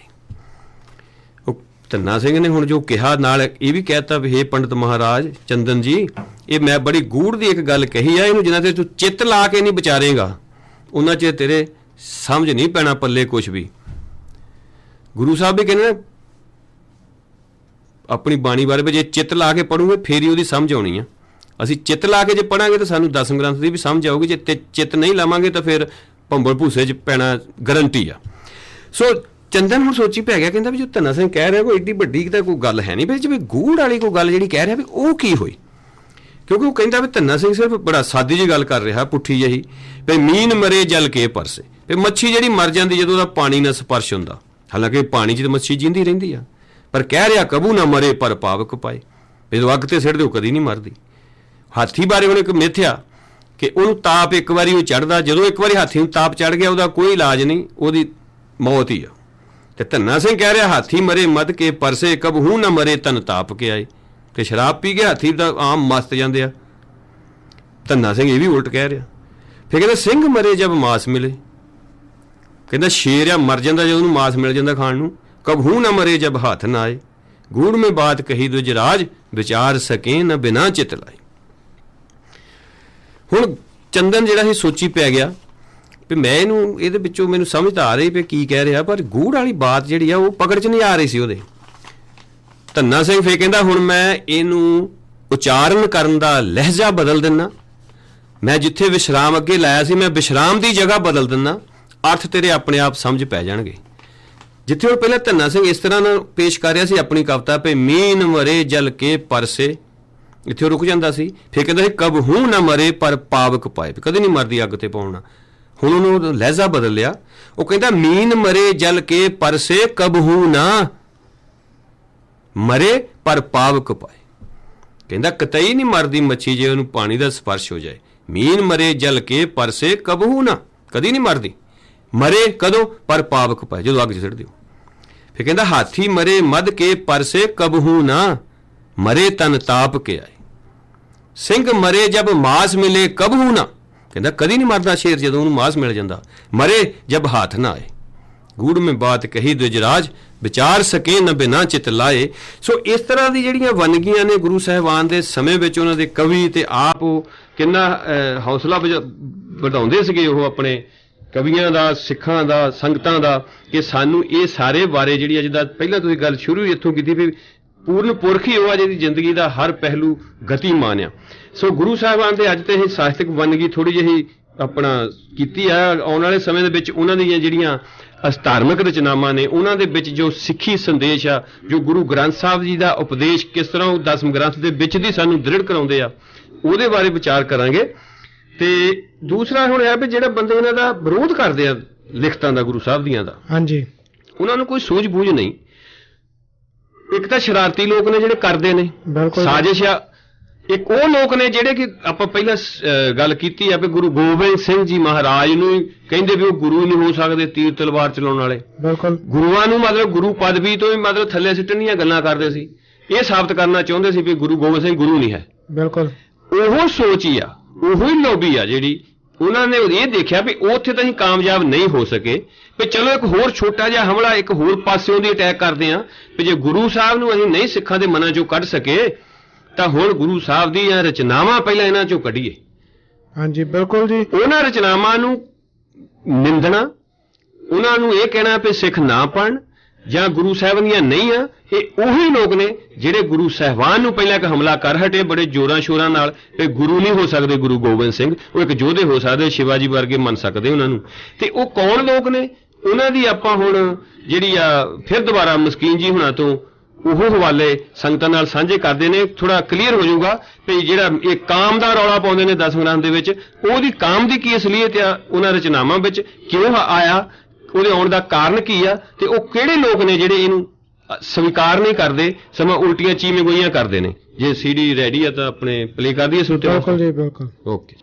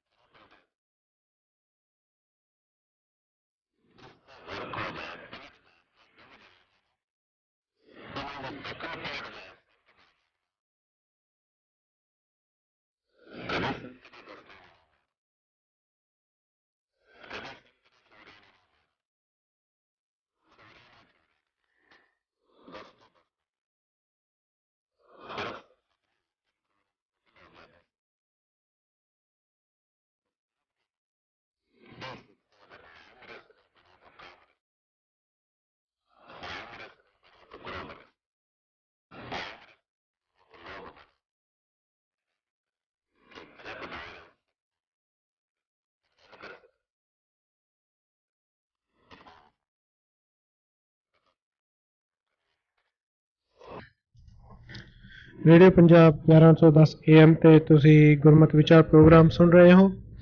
ਹੁਣੇ ਤੁਸੀਂ ਮਸਕੀਨ ਜੀ ਦੀ ਕਥਾ ਸੁਣੀ ਆ। ਹੁਣ ਮਸਕੀਨ ਜੀ ਦੀ ਕਥਾ ਦੇ ਵਿੱਚ ਤੁਸੀਂ ਸੁਣਿਆ ਵੀ ਜਿਸ ਮਨ ਦੇ ਅੰਦਰ, ਜਿਹਦੇ ਹਿਰਦੇ ਵਿੱਚ ਪਾਪ ਹੁੰਦਾ ਆ, ਮੈਲ ਹੁੰਦੀ ਆ, ਉਹਨੂੰ ਅਸ਼ਲੀਲਤਾ ਝਲਕਦੀ ਆ ਗੁਰੂ ਗੋਬਿੰਦ ਸਿੰਘ ਜੀ ਦੀ ਬਾਣੀ ਚੋਂ, ਦਸਮ ਗ੍ਰੰਥ ਚੋਂ, ਚਰਿਤ੍ਰ ਪ੍ਰਖਿਆਨ ਚੋਂ। ਜਿਹੜਾ ਸ਼ੁੱਧ ਹਿਰਦਾ ਆ, ਜਿਹਦਾ ਮਨ ਸਾਫ਼ ਆ, ਉਹਨੂੰ ਅਸ਼ਲੀਲਤਾ ਨਹੀਂ ਦਿਸਦੀ। ਤਾਂ ਹੁਣ ਇੱਥੇ ਮੈਂ ਇੱਕ ਕਹਿਣਾ ਚਾਹੂੰਗਾ ਵੀ ਜੇ ਕਿਸੇ ਸਰੋਤੇ ਨੂੰ ਕੋਈ ਸਾਡੇ ਇਸ ਪ੍ਰੋਗਰਾਮ ਤੇ ਸੁਝਾਅ ਦੇਣਾ ਹੈਗਾ, ਕੋਈ ਸ਼ਿਕਾਇਤ ਆ ਜਾਂ ਕੋਈ ਹੋਰ ਸੁਝਾਅ ਦੇਣਾ ਹੈ, ਤਾਂ ਤੁਸੀਂ 604 345 3510 ਇਸ ਨੰਬਰ ਤੇ ਫੋਨ ਕਰਕੇ ਢਿੱਲੋਂ ਸਾਹਿਬ ਨਾਲ ਗੱਲ ਕਰ ਸਕਦੇ ਹੋ। ਹੁਣ ਸਤਵਿੰਦਰਪਾਲ ਸਿੰਘ ਜੀ, ਤੁਹਾਡਾ ਹੁਣ ਸੰਤ ਸਿੰਘ ਮਸਕੀਨ ਜੀ ਦੀ ਕਥਾ ਸੁਣੀ ਹੈ, ਇਸ ਬਾਰੇ ਕੀ ਖਿਆਲ ਹੈ ਤੁਹਾਡਾ? ਖਿਆਲ ਬੜਾ ਸਪਸ਼ਟ ਆ ਕਿ ਜਿਹੜੇ ਸਮਝਦਾਰ ਸਿੱਖ ਨੇ, ਜਿਹੜੇ ਗੁਰੂ ਤੋਂ ਬਾਰੇ ਨਿਆਰੇ ਜਾਂਦੇ ਨੇ, ਉਹ ਤਾਂ ਗੁਰੂ ਦੀ ਹਰ ਕਹੀ ਗੱਲ ਨੂੰ, ਹਰ ਕਹੇ ਉਦੇਸ਼ ਨੂੰ, ਸੰਦੇਸ਼ ਨੂੰ, ਉਪਦੇਸ਼ ਨੂੰ ਆਪਣੇ ਦਿਲ ਵਿੱਚ ਜਗ੍ਹਾ ਦਿੰਦੇ ਆ। ਪਰ ਜਿਨ੍ਹਾਂ ਦਾ ਵਿਸ਼ਵਾਸ ਹੀ ਨਹੀਂ ਗੁਰੂ ਤੇ, ਉਹ ਫਿਰ ਪੁੱਠੀਆਂ ਸਿੱਧੀਆਂ ਗੱਲਾਂ ਜਿਹੜੀਆਂ ਉਹ ਕਰਨ ਦਾ ਹੌਸਲਾ ਕਰਦੇ ਆ। ਹੁਣ ਦੇਖੋ, ਇਸ ਟੇਪ ਦੇ ਵਿੱਚ ਮਸਕੀਨ ਜੀ ਨੇ ਅਜੇ ਦਸਮ ਗ੍ਰੰਥ ਦਾ ਸਿਰਫ ਮਾੜਾ ਜਿਹਾ ਹਵਾਲਾ ਹੀ ਦਿੱਤਾ, ਲੇਕਿਨ ਉਹਨਾਂ ਨੇ ਕਾਮ ਬਾਰੇ ਜਿੰਨੀ ਵਿਆਖਿਆ ਕੀਤੀ ਉਹ ਸਾਰੀ ਗੁਰੂ ਗ੍ਰੰਥ ਸਾਹਿਬ ਵਿੱਚੋਂ ਪੰਕਤੀਆਂ ਲੈ ਕੇ ਕੀਤੀ ਆ। ਤੇ ਹੁਣ ਇਹਨਾਂ ਲੋਕਾਂ ਨੂੰ ਪੁੱਛਿਆ ਵੀ ਤੁਸੀਂ ਹੁਣ ਕਿੱਥੇ ਖੜੇ ਆ, ਜਦੋਂ ਗੁਰੂ ਗ੍ਰੰਥ ਸਾਹਿਬ ਦੇ ਵਿੱਚ ਗੁਰੂ ਮਹਾਰਾਜ ਸਾਨੂੰ ਇਹ ਕਾਮ ਦੇ ਜਿਹੜੇ ਮਾਰੂ ਹਮਲੇ ਨੇ ਤਾਂ ਉਹਨਾਂ ਦੇ ਗਾਂ ਜੋ ਨਤੀਜੇ ਨਿਕਲਦੇ ਨੇ ਉਹਨਾਂ ਬਾਰੇ ਸਾਨੂੰ ਸਾਵਧਾਨ ਕਰਦੇ ਆ। ਤੇ ਜੇ ਅਸੀਂ ਸਾਵਧਾਨ ਨਹੀਂ ਹੋਣਾ ਤੇ ਫਿਰ ਰਿਜ਼ਲਟ ਤਾਂ ਸਾਹਮਣੇ ਆ। ਦੂਜੀ ਗੱਲ ਵੀ ਜਿਹੜੀਆਂ ਗੱਲਾਂ ਗੁਰੂ ਸਾਹਿਬ ਨੇ ਸਾਨੂੰ ਦੱਸੀਆਂ ਜਾਂ ਲਿਖੀਆਂ ਆ ਦਸਮ ਗ੍ਰੰਥ ਦੇ ਵਿੱਚ, ਉਹ ਅੱਜ ਸਾਡੇ ਆਲੇ ਦੁਆਲੇ ਵੀ ਉਹ ਸਭ ਕੁਝ ਹੋ ਰਿਹਾ। ਅਜੇ ਕੱਲ ਦੀ ਨਿਊਜ਼ ਆ, ਜੇ ਆਪਣੇ ਅੰਮ੍ਰਿਤਸਰ ਦੇ ਏਰੀਆ ਦੇ ਵਿੱਚ ਇੱਕ ਅਕਾਲੀ ਕੋਈ ਵਰਕਰ ਸੀਗਾ, ਉਹ ਕੁੜੀਆਂ ਨਾਲ ਛੇੜਖਾਨੀ ਕਰਦਾ ਸੀ। ਜਦੋਂ ਕੁੜੀ ਦਾ ਬਾਪ ਵੀ ਥਾਣੇਦਾਰ ਸੀ, ਉਹਨੇ ਆ ਕੇ ਉਹਨਾਂ ਨੂੰ ਪੁੱਛਿਆ ਵੀ ਤੁਸੀਂ ਇਦਾਂ ਕਿਉਂ ਕਰਦੇ ਆ, ਤੇ ਉਹਨਾਂ ਨੇ ਬਜਾਏ ਇਸ ਦੇ ਕਿ ਕੋਈ ਸ਼ਰਮਸਾਰੀ ਮਹਿਸੂਸ ਕਰਦੇ, ਉਹਨੂੰ ਉਲਟਾ ਬੋਲੇ, ਉਹਨੂੰ ਗੋਲੀ ਮਾਰ ਕੇ ਮਾਰ ਦਿੱਤਾ। ਹਾਂਜੀ, ਜੇ ਦੇਖਿਆ ਜਾਵੇ ਪਿੱਛੇ ਤਹਿ ਛੁਪਿਆ ਕੀ ਆ, ਕਾਮ ਦੀ ਅਤ੍ਰਿਪਤੀ ਜਿਹੜੀ ਆ ਉਹ ਨਾਲ ਉਹ ਉੱਥੇ ਤੱਕ ਗੱਲ ਚੱਲ ਗਈ। ਸ਼ਰੂਤੀ ਕਾਂਡ ਦੇਖੋ, ਕਿੰਨੀ ਨਿਊਜ਼ ਪਿਛਲੇ ਅਸੀਂ ਕੁਝ ਸਮੇਂ ਤੋਂ ਸੁਣਦੇ ਆ ਰਹੇ ਆ। ਉਹ ਇੱਕ ਵਿਚਾਰੀ 15 14 16 ਸਾਲ ਦੀ ਲੜਕੀ ਨੂੰ ਭਾਈ ਕੱਢ ਕੇ ਲੈ ਗਿਆ। ਹਾਂਜੀ, ਕਿਹੜਾ ਘਰ ਹੈ ਜਿਸ ਘਰ ਚੋਂ ਨਿਊਜ਼ ਨਹੀਂ ਸੁਣੀ ਗਈ, ਜਾਂ ਕੀ ਕੁਝ ਹੋਇਆ, ਕੀ ਕੁਝ ਉਹਨਾਂ ਵਾਪਰਿਆ, ਹੁਣ ਗੱਲ ਕਿੱਥੇ ਖੜੀ ਆ, ਕਿਹਨੂੰ ਨਹੀਂ ਪਤਾ, ਕੌਣ ਨਹੀਂ ਸੁਣਦਾ, ਕਿੰਨੀ ਕੁ ਅਸ਼ਲੀਲਤਾ ਹੈ ਇਹਦੇ ਵਿੱਚ ਸਾਨੂੰ, ਜਾਂ ਕੀ ਉਹ ਨਿਊਜ਼ ਜਿਹੜੀ ਇਸ ਕਰਕੇ ਦਿੱਤੀ ਜਾ ਰਹੀ ਵੀ ਸਾਰੇ ਹੀ ਲੋਕ ਇਹੀ ਕੰਮ ਕਰਨਾ ਸ਼ੁਰੂ ਕਰ ਦੇਣ। ਪਾਕਿਸਤਾਨ ਦੇ ਵਿੱਚ ਮੈਂ 2-3 ਵੀਕ ਹੋਏ ਪਹਿਲਾਂ ਆਪਣੇ ਰੇਡੀਓ ਉੱਥੇ ਲੋਕਲ ਆਪਣੇ ਇੱਕ ਹੋਰ ਸਟੇਸ਼ਨ ਤੋਂ ਨਿਊਜ਼ ਸੁਣੀ ਸੀ ਵੀ ਇੱਕ ਫਾਰਮਰ ਵਰਕਰ ਫਾਰਮ 'ਚ ਕੰਮ ਕਰਦੇ ਸੀ। ਉਹਨਾਂ ਨੇ ਜਦੋਂ ਆਪਣਾ ਮਿਹਨਤਾਨਾ ਮੰਗਿਆ ਫਾਰਮ ਦੇ ਮਾਲਕਾਂ ਕੋਲੋਂ, ਤੇ ਉਹਨਾਂ ਦੀਆਂ ਜਵਾਨ ਕੁੜੀਆਂ ਸੀ, ਉਹਨਾਂ ਦੇ ਨਾਲੇ ਤੋਂ ਕਟਾਪਾ ਚਾੜਿਆ, ਜਵਾਨ ਕੁੜੀਆਂ ਦੇ ਨਾਲ ਉਹਨਾਂ ਨੇ ਬਲਾਤਕਾਰ ਕੀਤਾ। ਹਾਂਜੀ, ਹੁਣ ਇਹ ਮਤਲਬ ਉਦਾਹਰਨਾਂ ਜੇ ਦੇਣੀਆਂ ਸ਼ੁਰੂ ਕਰਨੀਆਂ ਕਰੀਏ ਵੀ ਕੀ ਹੁੰਦਾ ਰੋਜ਼, ਕਿੰਨਾ ਅਸੀਂ ਇਦਾਂ ਦਾ ਸੁਣਦੇ ਕੂੜ ਕਬਾੜ, ਤੇ ਮਤਲਬ ਸਵੇਰ ਤੱਕ ਨਹੀਂ ਮੁੱਕ ਸਕਦਾ ਇਹ ਉਦਾਹਰਨਾਂ ਜੇ ਪੇਸ਼ ਕਰਨੀਆਂ। ਹੁਣ ਅੱਜ ਵੀ ਹਨ, ਗੁਰੂ ਸਾਹਿਬ ਦੇ ਟਾਈਮ ਵੀ ਸੀ, ਗੁਰੂ ਸਾਹਿਬਾਂ ਤੋਂ ਪਹਿਲਾਂ ਵੀ ਸੀ, ਔਰ ਜਿੰਨਾ ਚਿਰ ਦੁਨੀਆ ਰਹੇਗੀ ਇਹ ਮਸਲਾ ਰਹੇਗਾ। ਔਰ ਇਸ ਮਸਲੇ ਬਾਰੇ ਜਾਣਕਾਰੀ, ਇਸ ਮਸਲੇ ਬਾਰੇ ਅਵੇਅਰ ਹੋਣਾ, ਗੁਰੂ ਸਾਹਿਬ ਕਹਿੰਦੇ ਨੇ ਕਿ ਜੇ ਬਚੋਗੇ ਤਾਂ ਦੀ, ਜੇ ਤੁਹਾਨੂੰ ਉਹਦੀ ਜਾਣਕਾਰੀ ਹੋਊਗੀ। ਅਸੀਂ ਕੀਰਤਨ ਸੋਹਣੇ ਦਾ ਪਾਠ ਕਰਨ ਲੱਗੇ ਸੋਨੇ, ਆਪਾਂ ਇੱਕ ਲਾਈਨ ਨਿਤ ਪੜ੍ਹਦੇ ਹਾਂ, ਫਿਰ ਕਾਮ ਕ੍ਰੋਧ ਨਗਰ ਬਹੁ ਭਰਿਆ ਮਿਲ ਸਾਧੂ ਖੰਡਲ ਖੰਡਾ ਹੈ। ਇਸ ਭਰੇ ਹੋ ਤਾਂ ਅਸੀਂ ਕਾਮ ਨਾਲ ਆ, ਤੇ ਗੱਲਾਂ ਅਸੀਂ ਕਰਦੇ ਹਾਂ ਵੀ ਇਹ ਗੱਲਾਂ ਅਸੀਂ ਸੁਣਨੀਆਂ ਨਹੀਂ ਸਕਦੇ, ਅਸੀਂ ਗੱਲਾਂ ਪੜ੍ਹ ਨਹੀਂ ਸਕਦੇ, ਇਹ ਗੱਲਾਂ ਗੁਰੂ ਕਰ ਨਹੀਂ ਸਕਦੇ। ਗੁਰੂ ਸਾਹਿਬ ਤੇ ਇੱਥੇ ਤੱਕ ਕਹਿੰਦੇ ਵੀ ਹਾਥ ਕਮੰਡਲ ਕਾਪੜੀਆ ਮਨ ਤਿਸ਼ਨਾ ਉਪਜੀ ਭਾਰੀ, ਇਸਤਰੀ ਤਜ ਕੇ ਕਾਮ ਵਿਆਪਿਆ ਚਿਤ ਲਾਇਆ ਪਰ ਨਾਰੀ।